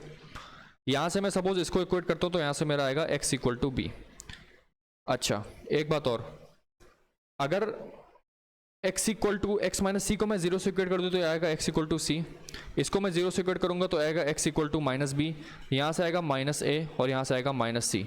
अगर आप ध्यान से देखो तो जो टोटल 6 रूट्स मेरे पास निकल रहे हैं इस इक्वेशन के वो हैं a minus a, b minus B, c और माइनस सी। यानी कहने का मतलब है कि सब जो है वो x के रूट हैं, मतलब वो सबकी जो वैल्यू है वो x के बराबर ही है। तो यहाँ से मैं कंक्लूजन निकाल सकता हूँ कि a की वैल्यू b के बराबर हो सकती है, की वैल्यू c के बराबर हो सकती है। क्योंकि तीनों की तीनों जो है वो x की वैल्यू से कॉरस्पॉन्ड कर रही है। अरे यार x की वैल्यू क्या क्या है मेरे पास a, और वो जो है मेरा x दे रखा है, x की वैल्यू मुझे b भी दे रखी है, वो मुझे c दे रखी है। तो यहाँ से मैं निकाल सकता हूँ ना कि a की वैल्यू b के बराबर है, b की वैल्यू c के बराबर है, हाँ ना। लेकिन हमसे क्वेश्चन में ऑलरेडी ये कह चुका है। तो मेरे पास सिर्फ एक ऐसी कंडीशन क्या बचती है जिससे कि ये ज़ीरो हो जाए। तो मेरे पास ज़ीरो वाली कंडीशन ये बचती है कि x की वैल्यू ही ज़ीरो हो जाए। x की वैल्यू ही ज़ीरो कर दो, तुम x इक्वल टू ज़ीरो ही रख दो, और जैसे ही तुम x इक्वल टू ज़ीरो रखोगे तुम ये देखोगे you will find that it becomes minus a into b into minus c plus, अगर यहाँ पे आप ज़ीरो रखोगे तो आएगा आपके पास minus b into minus a into minus c I guess, sorry b आएगा, हाँ सॉरी बी आएगा, प्लस क्या ये ज़ीरो के बराबर आ रहा है? इसको सॉल्व करोगे यहाँ पे आ जाएगा माइनस बी, यहाँ पे ज़ीरो रखोगे तो आएगा ए प्लस ए, सॉरी, और यहाँ पे रखोगे तो आएगा माइनस सी। तो यहाँ से कितना आ जाएगा आपके पास? यहाँ पे आएगा आपके पास प्लस सी, प्लस आएगा ना, प्लस सी आ जाएगा, यहाँ प्लस ए आएगा, तो आपके पास आ जाएगा ए बी सी, और यहाँ पे आ जाएगा minus a b c which is equal to zero, है ना। तो अगर आप जैसे ज़ीरो रख दोगे जो कि एक रूट है इस इक्वेशन का, वहाँ पे तब भी वाली कंडीशन बिल्कुल सेटिस्फाई कर रही है, ज़ीरो आ रहा है। लेकिन यदि आप ये अलग रखते हो तो उस केस में आएगा तो रूट, लेकिन हमको कंडीशन में पहले से दे रखा है कि ए की वैल्यू बी के बराबर नहीं होनी चाहिए, ना कि उसकी वैल्यू सी के बराबर होनी चाहिए इन टर्न, तो वो वाला ऑप्शन नहीं करेगा। नेक्स्ट वाले पे आते हैं। If a is equal to cos alpha into sine alpha minus sine alpha into cos alpha then what is a into a transpose. अगर ए इंटू ए ट्रांसपोज निकालेंगे तो आपके पास आ जाएगा cos alpha minus sine alpha into sine alpha into cos alpha multiplied by, इसका transpose कैसे निकालते हैं? इन दोनों को इंटरचेंज कर देते हैं, तो ऐसे रहेगा, फिर इन दोनों का साइन बदल देते हैं, तो यानी यहाँ पे आ जाएगा माइनस साइन अल्फा और यहाँ पे आपके पास आ जाएगा साइन अल्फा आएगा। अब देखिए कुछ नहीं करना है, मल्टीप्लाई कर देना है, यहाँ से कितना आ जाएगा cos square alpha plus sine square alpha 1 आ जाएगा, यहाँ पे minus sine alpha cos alpha plus sine alpha cos alpha 0 आ जाएगा, minus sine alpha cos alpha plus cos alpha sine alpha 0 आ जाएगा, minus sine square alpha plus sorry plus sine square alpha plus cos square alpha, ये भी 1 आ जाएगा। Solve करने के बाद मेरा जो आ रहा है वो आ रहा है मेरा आइडेंटिटी मैट्रिक्स।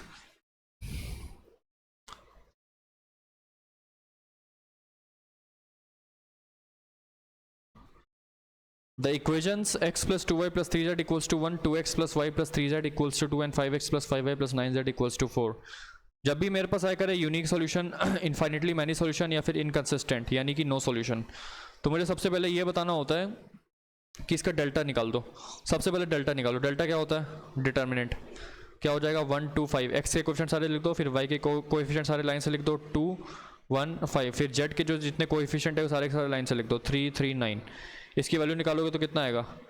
9 माइनस 15 होता है -6 -2 18 माइनस 15 यानी कि 3 प्लस 3 5। डेल्टा की वैल्यू कितनी आ रही है? -6 -6 प्लस 15 -12 प्लस 15, ये आ रही है, यानी कि 3 आ रही है। मतलब डेल्टा जो है मेरा 0 नहीं आ रहा है। ऑप्शन नंबर बी तो गलत हो गया, क्योंकि ऑप्शन नंबर बी और सी दोनों ही गलत हो जाएगा, बिकॉज उन दोनों के लिए यहाँ पे डेल्टा का 0 आना ज़रूरी था। लेकिन चूंकि डेल्टा नॉट इक्वल टू 0 है तो जाहिर सी बात है इसका जो है यूनिक सॉल्यूशन निकलेगा, इसका जो है मेरा एक यूनिक सॉल्यूशन निकलेगा। ठीक है, नेक्स्ट वाले पे आते हैं। A b is equals to c, तो मल्टीप्लाई कर दीजिए, कितना आ जाएगा? ए बी को आप मल्टीप्लाई करोगे इसके साथ तो कितना आएगा? ये 2 क्रॉस 2 है, ये 2 क्रॉस 1 है, तो 2 क्रॉस 1 बनेगा, तो आपके पास आ जाएगा 3x plus 3y minus 2y, 3x minus 2x plus 2y, ये किसके बराबर है? c के बराबर है। तो यहाँ से इक्वेशन निकालिए, कितना आएगा? एक आएगा आपके पास 3x प्लस वाई, यहाँ पे निकल लेता हूँ, 3x प्लस वाई की वैल्यू आपके पास आ जाएगी 4, और ये आ जाएगी x plus 2y equals to -2। इन दोनों को सॉल्व करेंगे तो आंसर क्या क्या निकल के आएगा? -2 minus 2y minus 6y plus y equals to 4, यानी कि -10 हो जाएगा आपका यहाँ से 5y, यानी कि y की वैल्यू हो जाएगी -2। x -4 इक्वल टू -2, यानी कि x की वैल्यू 2 हो जाएगी, है ना।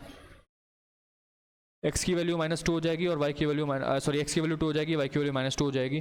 तो यहाँ से जो मैट्रिक्स ए आई मेरी वो क्या आ जाएगी, 2 -2 0 -2 2 4। अब हमसे कह रहा है ए स्क्वायर कर दो, ये मेरे पास आ गई मैट्रिक्स ए, तो इसका ए स्क्वायर कर दो, इसका मल्टीप्लाई कर दो इसको एक बार फिर से, तो कितना आ जाएगा ये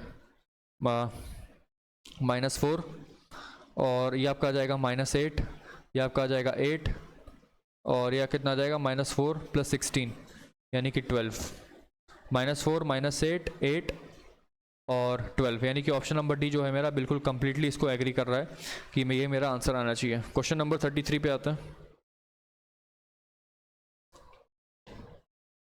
what is the value of the determinant? बहुत आसान है, आप इसको लिख लो 1 + 0, इसको लिख लो 1 + 0, यहाँ पे लिख लो 1 + 0, यहाँ पे भी लिख लो 1 + 0, फिर हम इस डिटरमिनेंट को तोड़ते हैं, right. Now we break this determinant, we can write this as 1 1 1 1 1 1 1 1 1 plus 0 1 1 1, यह कितना जाएगा 0, ये आपका आ जाएगा XYZ, और ये आपका आ जाएगा 0, यहाँ पे भी आपका आएगा 0, यहाँ पे भी 0, यहाँ पे आएगा XYZ, तो इसकी वैल्यू तो 0 हो जाएगी, इसकी वैल्यू निकालते तो कितना आएगा XYZ × XYZ -0, यानी कि XYZ का होल स्क्वायर। आंसर मेरा कितना आ जाएगा x² y² z², ठीक है, ऑप्शन नंबर सी। तुरंत देखे कितना हो गया। और एक प्रॉपर्टी होती ना, यदि हमको दिया हुआ हो A1 A2 A3 B1 + D1 B2 + D2 B3 + D3, और यहाँ पे दिया हुआ C1 C2 C3, तो इसको हम ऐसे लिख सकते हैं ना, determinant of A1 A2 A3 B1 B2 B3 C1 C2 C3 plus determinant of A1 A2 A3 D1 D2 D3 C1 C2 C3। कहने का ये मतलब है कि जो मैंने सेकंड रो को लिखा था B1 + D1 B2 उसको तोड़ के मैंने एक रो को ऐसे यहाँ लिखा और एक रो को ऐसे लिखा, बाकी दोनों दोनों कॉलम को मैंने वैसे ही रखा। वही वाली प्रॉपर्टी लगी है इसमें। नेक्स्ट वाले क्वेश्चन पे आते हैं। If x y 0 is then which one of the following root, देखिए ये वाला बहुत ही स्टैंडर्ड से क्वेश्चन है, बार बार ये रिपीट हो रहा है इसमें। ये आपका आ जाएगा x², ये आपका हो जाएगा -y + y³। तो यहाँ आपको दिख रहा है कि x³ + y³ आ रहा है ना। देखो हो जाएगा a + b × a² + b² - ab, ये हो जाएगा। यहाँ से आप देखोगे तो एक रूट आपको मिल रहा है, मतलब एक आपको मिल रहा है, x की वैल्यू -y आ रही है, यानी कि जब आप x/y निकालोगे तो -1 आएगा। इसको ध्यान में रखते हुए अगर मैंने आपको एक चीज़ बताई होगी कि x³ + 1³ के फैक्टर निकालो, कहने का मतलब ये है कि जो क्यूब रूट ऑफ यूनिटी जो आप निकालते हो, अब क्यूब रूट ऑफ यूनिटी की जगह आप निकालो क्यूब रूट ऑफ -1, यानी कि -1 का आप क्यूब रूट निकालो। जब दोनों साइड क्यूब करोगे तो आएगा ये, बनेगा ये। जब इसको सॉल्व करोगे तो यहाँ से आपको एक रूट मिलेगा -1 मिलेगा, एक रूट जो है आपको -1 मिलेगा।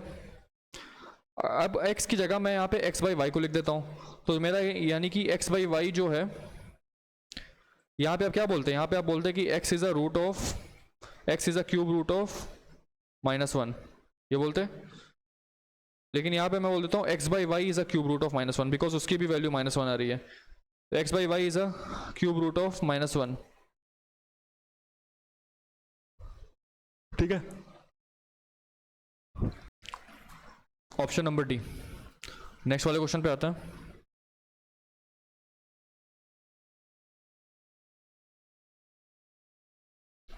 Consider the set A of all matrices of order 3 × 3 with entry 0 and 1 only। इस बात का ध्यान रखिएगा, 0 और 1। Let B be the subset of A consisting of all matrices whose determinant is 1. Let C be the subset of A consisting of all the matrices with determinant is -1. Then which one of the following is correct? अब देखिए, A है जो हमारा set है, set of 3 × 3 matrix, set of 3 × 3 matrix and elements belongs to 0 and 1 only, ठीक है। अच्छा, अगर हमसे कह रहे हैं कि सेट ए जो है मेरा वो डिटरमिनेंट है उसका 1 और जो मेरा सेट सी है उसका डिटरमिनेंट है -1। तो अगर मैं सेट ए में से कोई ऐसे ले लो जैसे 1 0 0 0 1 0 0 0 1, इसका डिटरमिनेंट आप निकालोगे तो आएगा 1। सिमिलरली यदि मैं सेट सी ले लूँ, सेट सी में कोई जैसे सपोज सेट सी में ले लेता हूँ 1 0 0 0 0 0 0 1 1, ऐसे मैंने लिया। इसका डिटरमिनेंट निकालेंगे तो कितना हो जाएगा 1।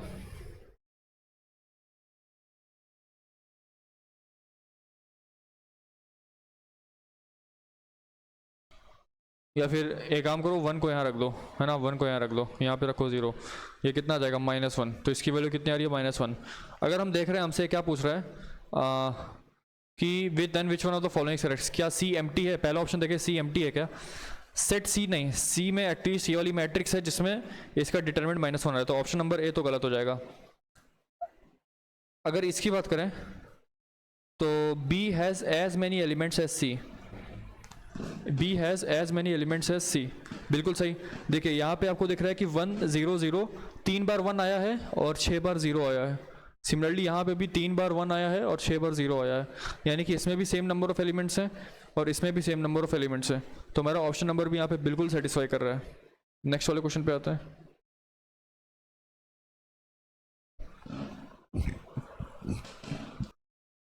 ए दिया ए स्क्वायर, अब देखिए ए स्क्वायर निकालते हैं तो ए स्क्वायर मेरा कितना हो जाएगा, cos theta sine theta minus sine theta cos theta into cos theta sine theta minus sine theta cos theta,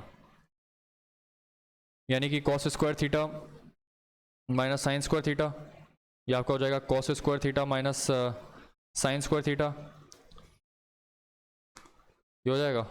फिर आपका हो जाएगा cos theta sine theta plus sine theta cos theta, ये आपका हो जाएगा minus sine theta cos theta minus sine theta cos theta minus sine square theta plus cos square theta, ये होगा। तो मुझे यहाँ से क्या मिल रहा है, मुझे मिल रहा है यहाँ से ये cos square theta minus sine square theta क्या होता है, कॉस रूट थीटा। फिर ये cos theta sine theta plus sine theta cos theta क्या हो जाएगा 2 साइन थीटा cos थीटा, और 2 साइन थीटा cos थीटा क्या हो जाएगा sin 2 थीटा।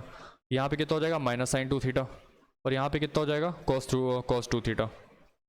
ठीक है, ये आ गया मेरा क्या ए स्क्वायर। अब मुझे ए क्यूब चाहिए, तो ए क्यूब चाहिए तो मैं फिर से इसको मल्टीप्लाई कर देता हूँ, इसको जो है मैं फिर से मल्टीप्लाई कर देता हूँ किससे, cos 2 theta minus sine 2 theta sine 2 theta और cos 2 थीटा को मैं किससे मल्टीप्लाई कर देता हूँ दोबारा से, cos theta sine theta minus sine theta और cos थीटा, ये जो है मेरा वो ए क्यूब आ गया, ए क्यूब आएगा। इसको मल्टीप्लाई करेंगे तो आएगा मेरे पास cos 2 theta cos theta minus sine theta sine 2 theta, यहाँ पे हम देखेंगे तो आएगा cos 2 theta sine theta plus sine, एक minute, cos 2 theta, sorry cos theta लिखेंगे ना, एक मिनट इसको उड़ा देते हैं। ये कितना, ये आपका था cos थीटा है ना, तो ये आपका हो जाएगा cos 2 theta sine theta plus sine 2 theta cos theta, यहाँ से भी हो जाएगा minus sine 2 theta cos theta minus sine theta cos 2 theta, यहाँ पे आपका आ जाएगा minus sine 2 theta sine theta, और ये आपका हो जाएगा plus cos 2 theta cos theta. ठीक है ना, देखिएगा यहाँ से मैं माइनस कॉमन लेता तो ये बनेगा प्लस।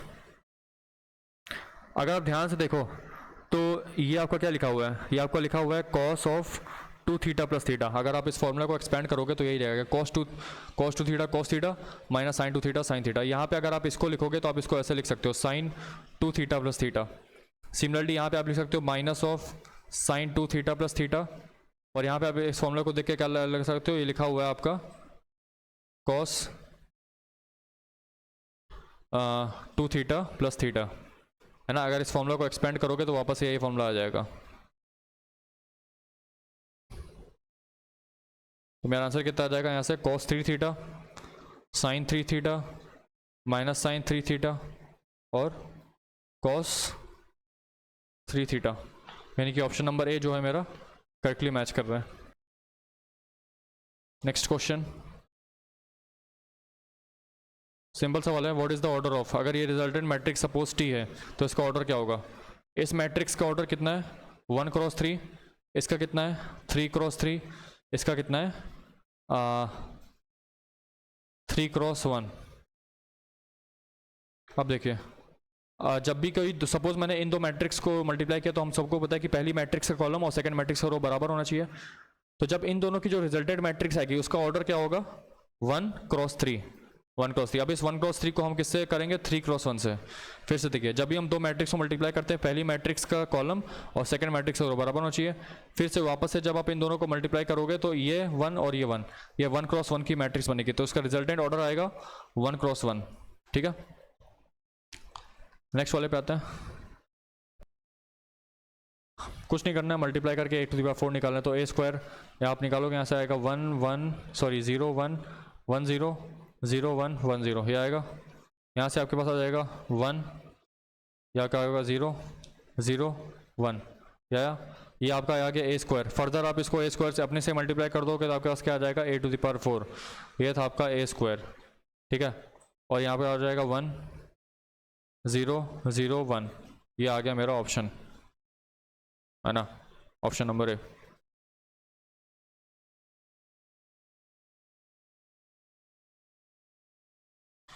इस वाले क्वेश्चन को देखकर हमको लग रहा है ये जो एंगल हमको दिया हुआ है ये किस में दिया हुआ है, बेसिकली ये हमको दिया हुआ है देखिएगा ये होता है 90, ये होता है 180, ये होता है 270, ये होता है 360। फर्दर 90 ऐड करोगे तो आएगा आपका 450 और ये आपका दिया हुआ है 540, यानी कि ये हमसे कह रहे हैं कि सेकंड क्वाड्रेंट में लाई कर रहा है एंगल ए। एंगल ए जो है मेरा सेकंड क्वाड्रेंट में लाई कर रहा है। ठीक है,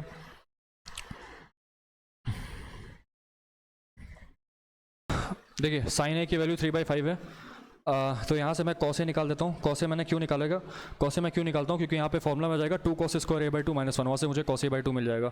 जैसे मैंने यहाँ से cos a/2 निकाला तो कितना हो जाएगा -4/5। माइनस क्यों, क्योंकि सेकंड क्वाड्रेंट है, सेकंड क्वाड्रेंट में cos नेगेटिव होता है, तो आपका कितना आ जाएगा -4/5। ठीक है, cos a का फॉर्मुला क्या होता है, इसको लिखिए 2 cos स्क्वायर a/2 -1, 1 को इधर लाइए तो आएगा 9/5 into 1/2 is equal to cos square a/2, यानी कि cos स्क्वायर a/2 की वैल्यू आ जाएगी आपके पास 9/10 9/10, यानी कि 3/√10। 3/√10 मेरा आंसर आएगा 3/√10। 1/√10 माइनस √3/√10 √3/√10, ये तो नन ऑफ द अबव आएगा, इनमें से कोई भी ऑप्शन मैच नहीं कर रहा है। जो मेरा करेक्ट आंसर है वो क्या है 3/√10, option number D none of the above. Next question पे आते हैं, बहुत ही सिंपल क्वेश्चन है। क्या बोल रहा है, देखिए यहाँ पे एलसीएम लीजिए तो आएगा आपका cos 10 माइनस √3 sin 10। देखिए मैंने आपसे कहा है और नीचे क्या आएगा आपका sin 10 cos 10। देखिए मैंने आपसे बहुत बार कहा, बहुत बार और अब बहुत बार कह चुका हूँ, क्या जब भी इस फॉर्मेट में दिया करे a sin x plus b cos x, इस फॉर्मेट में दिया गया करे तो आपको क्या करना है अंडर रूट इस sin x के कोएफिशिएंट का स्क्वायर प्लस cos x के कोएफिशिएंट का स्क्वायर, इसको ऐसे बना लो। फिर यहाँ लिखो a sin x upon under root a square plus b square, फिर यहाँ पे लिखो b cos x और यहाँ पे लिखो under root a square plus b square. ऐसे इस फॉर्मेट में बनाना होता है। तो यहाँ पे मैं क्या करूँगा, वहीं पे मैं यही सेम चीज़ करूँगा कि under root a square plus b square. यहाँ पे आप देखो तो ऊपर वाली लाइन में लिखूंगा अंडर रूट cos 10 के कोएफिशिएंट का स्क्वायर हो जाएगा 1 प्लस इसके कोएफिशिएंट का स्क्वायर हो जाएगा 3 अपॉन a sin x, मतलब cos 10 लिखो, फिर यहाँ पे भी नीचे ये लिखो अंडर रूट 4 कितना होता है 2 प्लस यहाँ लिखोगे ये आएगा आपका √3 sin 10 अपॉन 2, ये लिखा तो कितना आ जाएगा, बाहर निकलेगा आपका 2 और यहाँ बचेगा 1/2 cos 10 1/2 cos 10 प्लस √3/2 sin 10 और नीचे क्या आएगा sin 10 into cos 10 sin 10 into cos 10। ये कितना लिखा हुआ है, ध्यान से अगर आप देखोगे तो ये लिखा हुआ है ये आपका लिखा हुआ है साइन 1/2 को मैं रिप्लेस कर सकता हूँ sin 30 से और √3/2 को मैं रिप्लेस कर सकता हूँ cos 30 से। तो sin 30 cos 10 plus cos 30 sin 10 क्या बन जाएगा sin 10 प्लस 30 इंटू, अब यहाँ पे 2 ऊपर है, 2 से ऊपर नीचे मल्टीप्लाई कर देंगे तो यहाँ बनेगा 4/2 sin 10 cos 10। 2 sin 10 cos 10 क्या हो जाएगा sin 20, यानी कि 4 sin 40 अपॉन sin 20। एक मिनट, यहाँ बीच में माइनस साइन है ना, सॉरी माइनस साइन होगा तो सो ये आपका हो जाएगा 30 माइनस 10, सॉरी 30 माइनस 10 होगा, यानी कि 4 साइन 20 अपॉन साइन 20। मेरा आंसर कितना आ जाएगा इसका 4। तो गलती से मैंने प्लस कर दिया था लेकिन होगा माइनस। From the top of a lighthouse 100 metre high the angle of depression, यहाँ पे एक लाइट हाउस है और इसका एंगल ऑफ डिप्रेशन, यहाँ पे एक बोट है, ये बोट ऐसे जा रही है इस वाले पॉइंट से from the top of a tower, जो एंगल ऑफ डिप्रेशन है ये, इसको मैं बोल देता हूँ थीटा।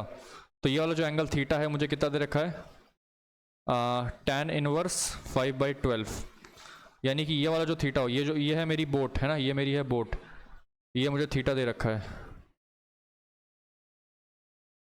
और थीटा मुझे दे रखा है tan इनवर्स 5/12, यानी कि tan थीटा कितना दे रखा है मुझे 5/12।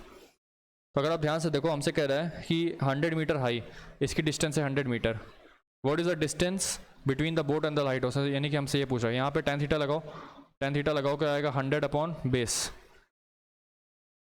ये किसकी वैल्यू है, tan थीटा की वैल्यू है, tan थीटा की एक और वैल्यू है 5/12, इसको इससे बराबर करो, इसको इससे काटोगे तो आएगा 20, तो बेस की वैल्यू कितनी आ जाएगी मेरी 12 इंटू 20 यानी कि 240। करेक्ट आंसर मेरा आ जाएगा इसका 240।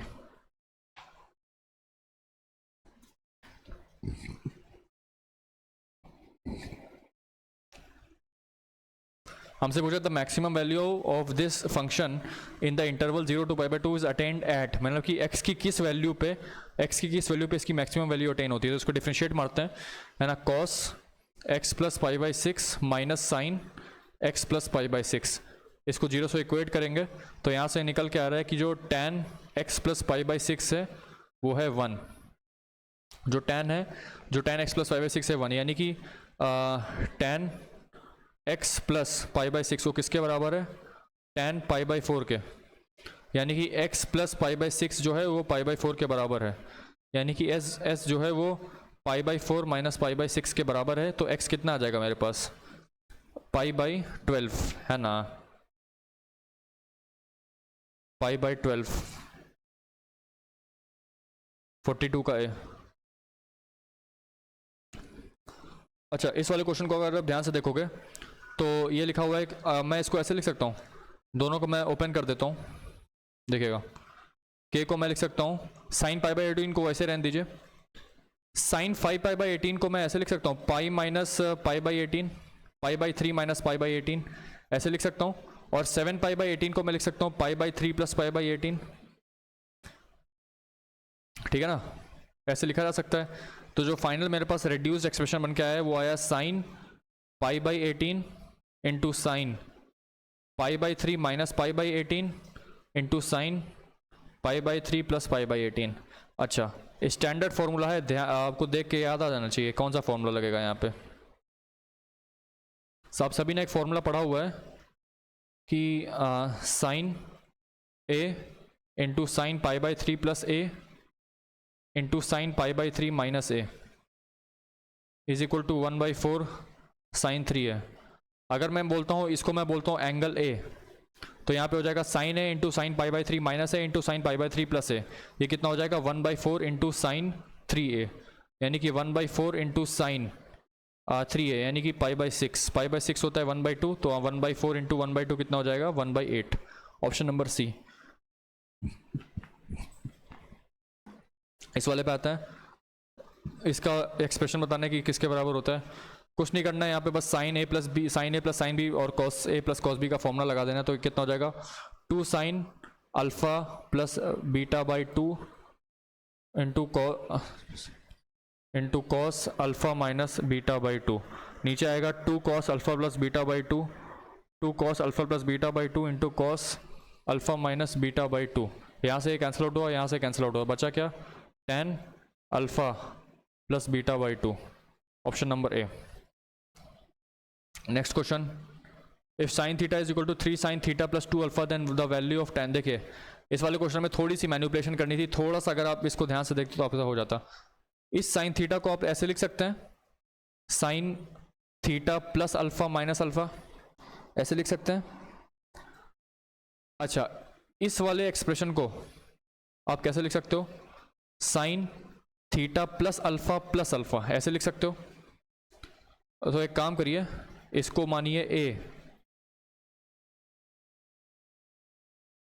एक मिनट, इसको इरेज करिए, इसको फिर से लिखते हैं।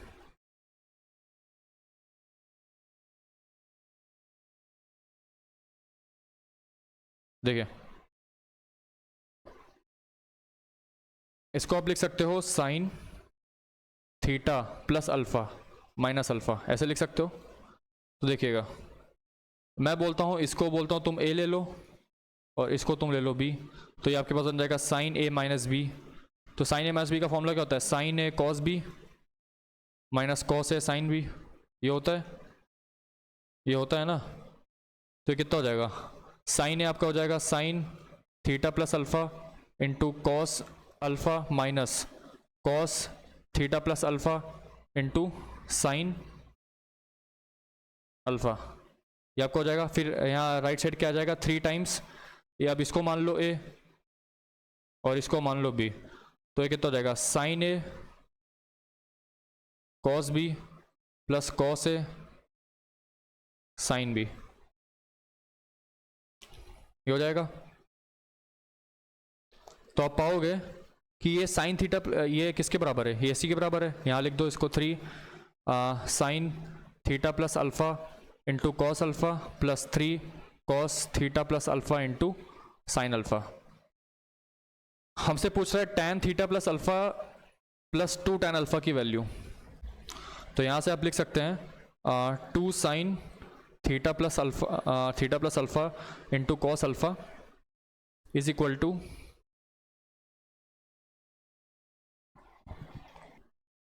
तो ये आपका हो जाएगा 2 sine theta plus alpha into cos alpha is equals to -4 cos theta plus alpha into sine alpha, ये है। तो यहाँ से कटेगा तो -2 आएगा, और यहाँ पे आएगा आपका आ जाएगा टैन अल्फा, और यहाँ पे आएगा -2 सॉरी यहाँ पे आपका आ जाएगा tan theta plus alpha is equals to -2 tan alpha. तो हमसे क्या पूछा है? हमसे पूछा है tan theta plus alpha plus 2 tan alpha की वैल्यू।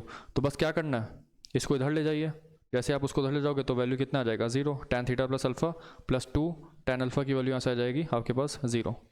हमारा आंसर कितना आ जाएगा? नेक्स्ट वाले सवाल पे आता है 46। व्हाट इज द एक मिनट, इसको मैं रेस कर देता हूँ।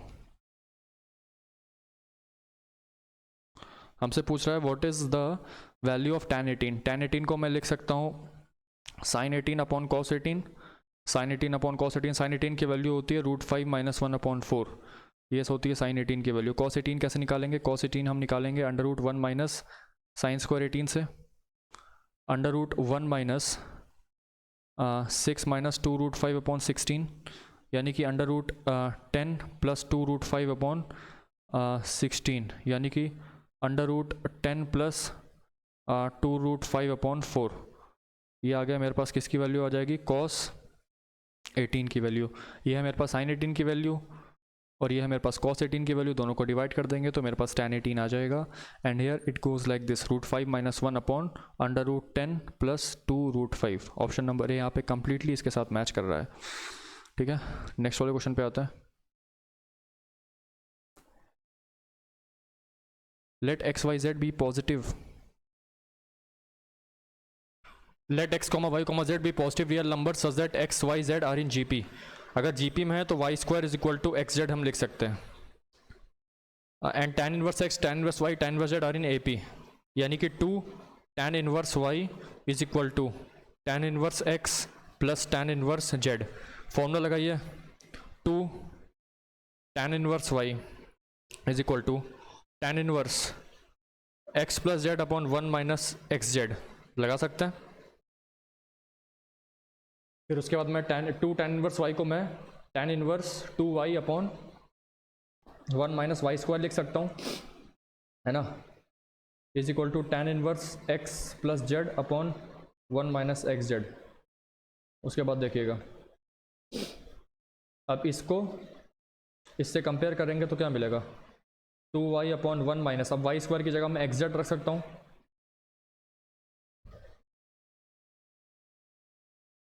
Is equal to x plus z upon 1 - xz। यहाँ से ये कैंसिल आउट हुआ तो 2y is equal to x plus z। ये सिग्निफाई कर रहा है कि x comma y comma z जो है वो हमारा अरिथमेटिक प्रोग्रेशन में है। किस में है? अरिथमेटिक प्रोग्रेशन में। अच्छा, x comma y comma z AP में भी है और x comma y comma z मेरा GP में भी है। तो ये तभी पॉसिबल होता है जब तीनों के तीनों एलिमेंट्स बराबर हों, है ना। जब तीनों के तीनों एलिमेंट्स बराबर होंगे तभी ऐसा पॉसिबल है कि 3 एलिमेंट्स AP में भी हो सकते हैं और GP में भी हो सकते हैं। नेक्स्ट वाले क्वेश्चन पे आते हैं। If tan alpha plus beta is equal to 2 and tan alpha minus beta is equal to 1 that is, देखिए हमसे पूछा tan 2 अल्फा की वैल्यू बताओ। tan 2 अल्फा को मैं ऐसे लिख सकता हूँ क्या? tan alpha plus beta minus या प्लस अल्फा माइनस बीटा, ऐसे लिख सकता हूँ मैं, है ना। कट के tan 2 अल्फा ही आ जाएगा। तो यहाँ पे tan a प्लस बी का फॉर्मूला लगा दीजिए। तो tan a plus tan b upon 1 minus tan a tan b, ठीक है। कितना हो जाएगा? tan अल्फा प्लस बीटा मुझे दिया हुआ है 2 plus tan alpha minus beta दिया हुआ है 1, यह आ जाएगा 3 अपॉन -1 यानी कि -3, 48th का ए। नेक्स्ट वाले क्वेश्चन पे आते हैं।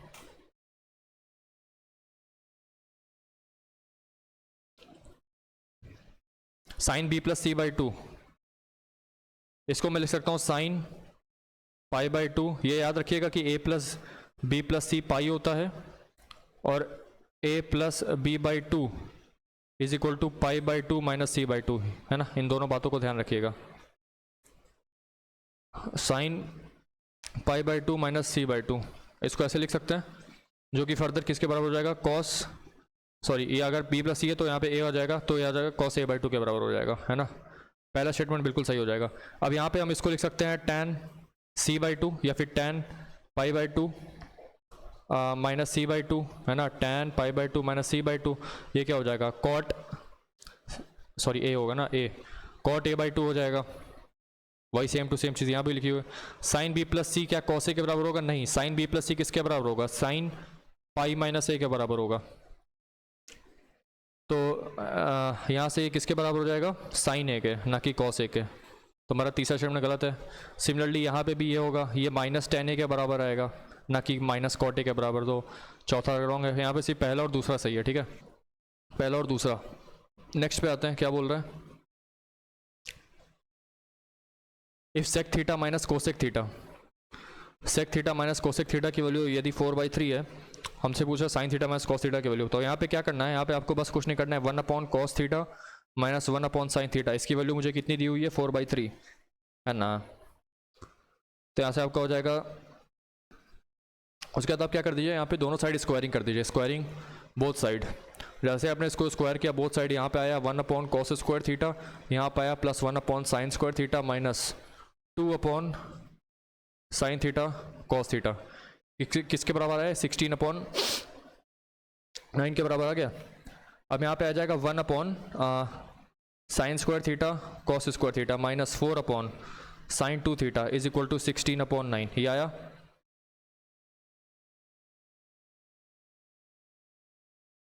यहाँ पे कितना आ जाएगा? 4 upon sine square 2 theta minus 4 upon sine 2 theta is equal to 16/9। ये आया। अब आप क्या करिए, साइन स्क्वायर 2 थीटा को t मान लीजिए। Let sine square 2 theta is equal to t। ये कितना आ जाएगा? 4 upon t minus 4t t square is equal to 16 upon 9, यानी कि 36 minus 36t is equal to 16t square. तो 16t square plus 36t minus 36 equal to 0, 9t square plus, sorry 4t square plus 9t minus 9 equal to 0, 4t square plus 12t minus 3t minus 9 equal to 0, 4t t plus 3 minus 3t plus 3। तो यहाँ से जो t की value आ रही है मेरी sign 2 theta की, वो दो वैल्यूज़ आ रही हैं, एक आ रही है 3/4 और एक आ रही है -3, है ना। तो यहाँ से साइन 2 थीटा की वैल्यू तो -3 हो ही नहीं सकती, क्योंकि -3 तो एक्सीड कर जाएगी -1 वाले लिमिट को। तो यहाँ से साइन 2 थीटा की सिर्फ एक वैल्यू आ रही है विच इज़ 3/4। अब साइन 2 थीटा की वैल्यू ये आ रही है। Sign theta minus cos theta की वैल्यू हमसे पूछा है, तो sign theta minus cos theta की वैल्यू होती है √1 माइनस साइन 2 थीटा, यही तो होती है sine square theta plus cos square theta, ये होती है under root minus sine 2 theta. यहाँ पे निकालिए तो अंडर रूट 1 माइनस 3/4 1/4 1/2, तो सिर्फ 1/2 ओनली जो है मेरा आंसर आ जाएगा इसका। नेक्स्ट वाले क्वेश्चन पे आते हैं।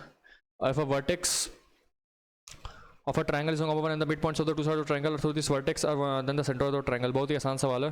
देखिए हमसे बोला एक ट्रायंगल का वर्टेक्स हमको ये दे रखा है और इसके साइड से इस वर्टेक्स के साइड से दो साइड जाने वाली इस वर्टेक्स वाले एंड इस वर्टेक्स के थ्रू जो दो साइड जा रही हैं उसका मिड पॉइंट हमको दे रखा है -1, 2 और यहाँ पे इसका मिड पॉइंट दे रखा है 3, 2। हमसे पूछा है इसका सेंट्रोइड बताओ। सेंट्रोइड बताने के लिए हम सभी को पता है क्या करना होता है, सबको तीनों वर्टेक्स चाहिए होते हैं। तो यहाँ से इसका वर्टेक्स निकाल लो, इसका वर्टेक्स निकाल लो मिड पॉइंट थ्योरम से। ये क्या हो जाएगा -2 प्लस -2 -3 हो जाएगा। ये -3, 2 is equal to 1 plus x/2 यानी कि 3, ये भी 3 हो जाएगा आपका। और ये कितना हो जाएगा 3 is equals to 1 plus x/2 यानी कि ये 5 हो जाएगा और 2 is equals to 1 plus x/2 यानी कि 3 हो जाएगा। तो यहाँ पर निकाल दीजिए सेंट्रोइड कितना होगा 1 - 3 प्लस 5/3 और y कोऑर्डिनेट का सम 3 + 3 + 1/3, ये आपका हो जाएगा -2 यानी कि हो जाएगा 1,7/3। हमारा आंसर कितना आ जाएगा 1,7/3। नेक्स्ट वाले सवाल पे आते हैं।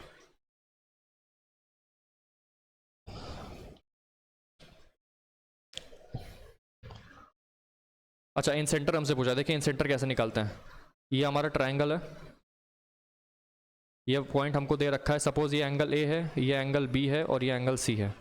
ए एंगल के अपोजिट साइड ए होती है, साइड ए, इसके अपोजिट बी होती है और इसके अपोजिट सी होती है। इसका कोऑर्डिनेट मुझे दे रखा है 1,√3 1,√3 और बी हमको दे रखा है 0,0। तो ये इसका सी की लेंथ कितनी हो जाएगी, ये लेंथ कितनी हो जाएगी √1² + √3² यानी कि 2 हो जाएगी।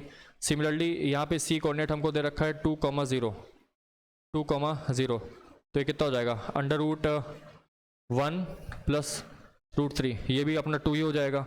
ये कितना हो जाएगा ए की वैल्यू, ये आपका हो जाएगा 2 यानी कि एक इक्विलेटरल ट्रायंगल बन गया। भैया इक्विलेटरल ट्रायंगल में incentre, centroid, circumcentre, orthocentre, 9 point centre सब एक ही जगह लाई कर रहे हैं। तो इन सेंटर निकालने के बजाय सीधे सीधे आप क्या निकाल दीजिए, आप सीधे सीधे इसका सेंट्रॉइड निकाल दो। सेंट्रॉइड क्यों निकाल रहा हूँ, क्योंकि किसी भी इक्विलेटरल ट्रायंगल में देखो इसकी साइड 2 है, इसकी साइड 2, इसकी साइड 2 यानी कि किसी भी इक्विलेटरल ट्रायंगल में सेंट्रॉइड, सरकम सेंटर, इन सेंटर, ऑर्थो सेंटर और 9 पॉइंट सेंटर, ये पांचों के पांचों सेंटर कोइंसाइड करते हैं यानी कि एक ही जगह लाई करते हैं।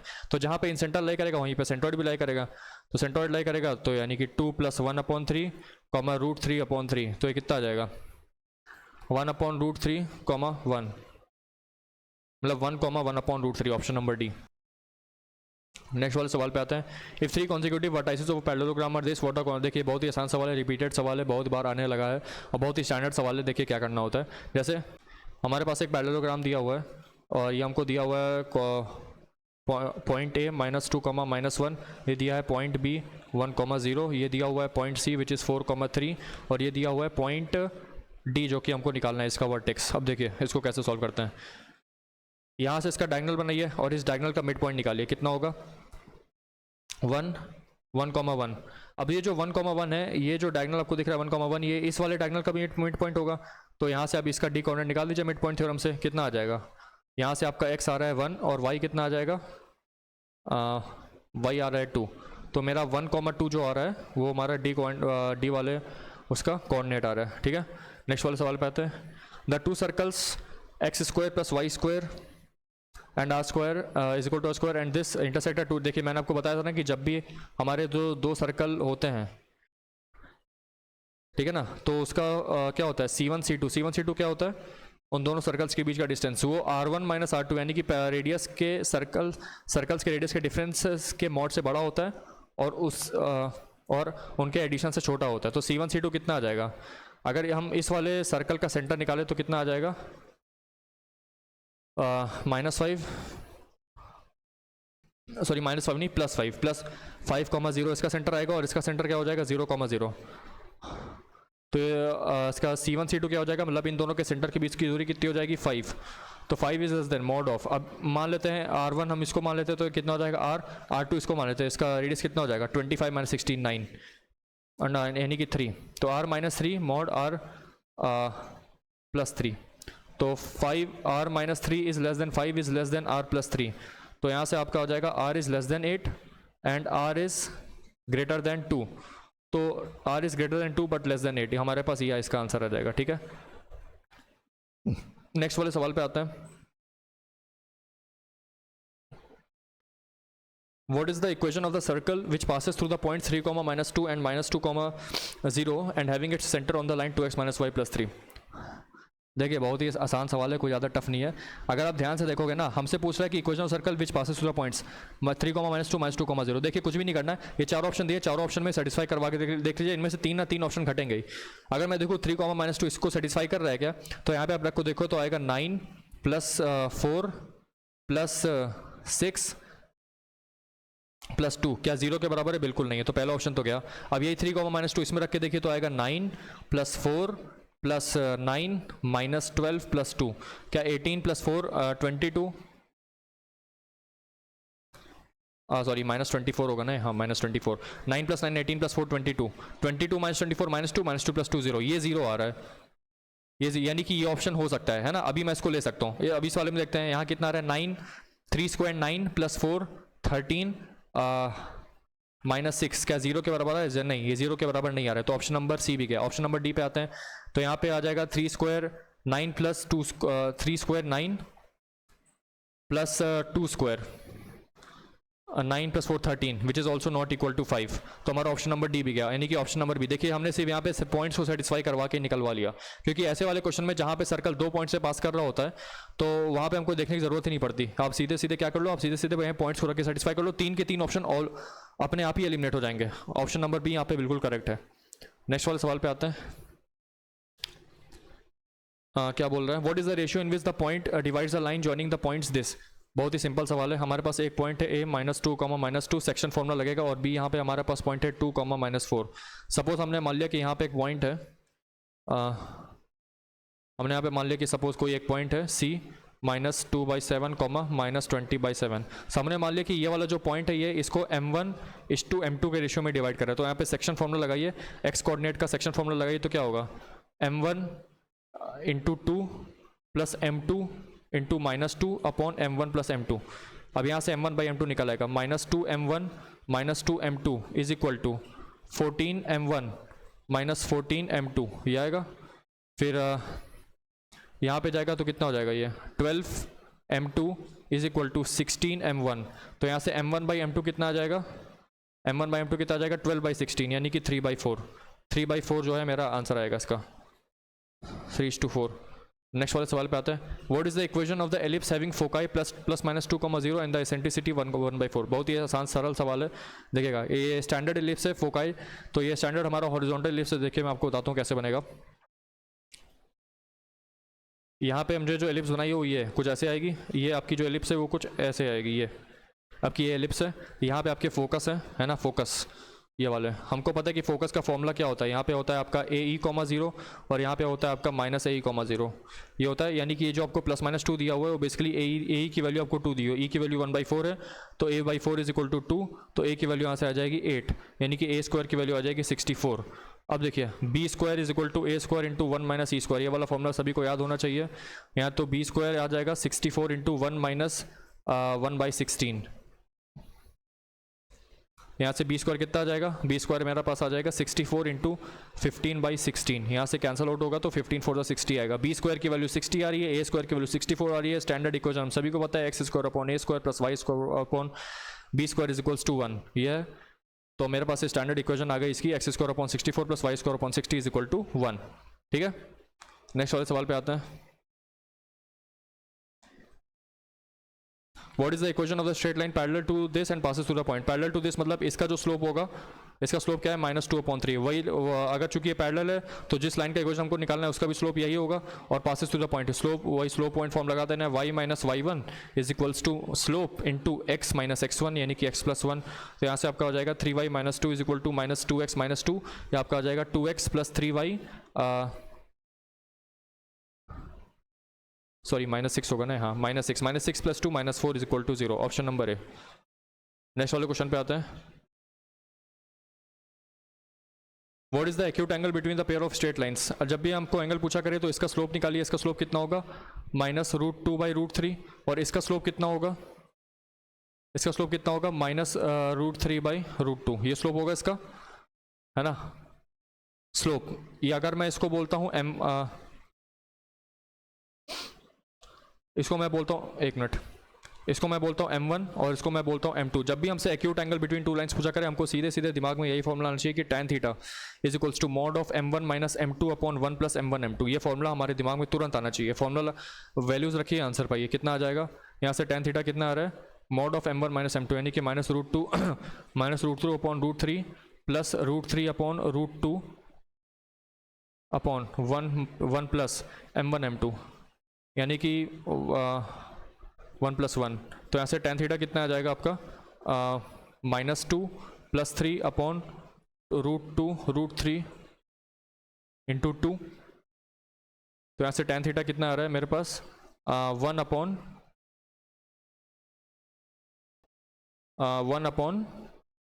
2√6, 1 अपॉन 2√6। तो यहाँ से थीटा कितना आ जाएगा, थीटा आपका आ जाएगा tan inverse mod of 1 upon 2√6, 1 upon 2√6। Next वाले क्वेश्चन पे आता है।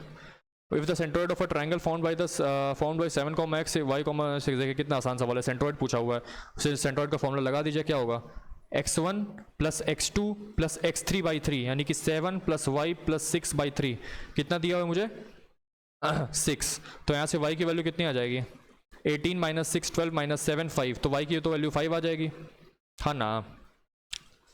और यहाँ पे अगर हम देखें तो y1 plus y2 plus y3/3 यानी कि x माइनस 6 प्लस 10/3। कितना दिया है मुझे, 3। इसको 3 से कंपेयर करेंगे तो आएगा x plus 4 is equal to 9। यहाँ से आ जाएगा x की वैल्यू 5। हमसे पूछा है x और y रिस्पेक्टिवली, तो x की वैल्यू 5 है। एक मिनट गलती हो गई थोड़ी सी, इसीलिए मिस्टेक हो गई। यहाँ पे 6 नहीं होगा, यहाँ पे 9 होगा ना, हाँ। तो आपका 18 माइनस 9 माइनस 2 यानी कि y की वैल्यू कितनी आ जाएगी यहाँ पे, 9 माइनस 7 2। तो यहाँ पे जो मेरा आंसर है x, y मतलब x एंड y कितना है, x की वैल्यू मेरे पास आ गई 5 और y की वैल्यू मेरे पास आ गई 2। तो 5 एंड 2 जो है हमारा इसका करेक्ट आंसर हो जाएगा। So by this now we have completed our first part of 2017 first paper mathematics. So stay tuned and we will be posting some community questions and do answer those questions because they will act as a brain teaser and they are something which is above the standard questions and may help you in preparing your NDA examination, right, in the upcoming NDA examination which will be held on September. So just keep all the things revised and on the things on hand, practice and give regularly all the mock tests so as to boost your performance and to see and to check whether on which level you stand, what are your weak points. Just work on those weak points and try to achieve maximum score in the paper. Okay, so thank you, all the best, keep preparing.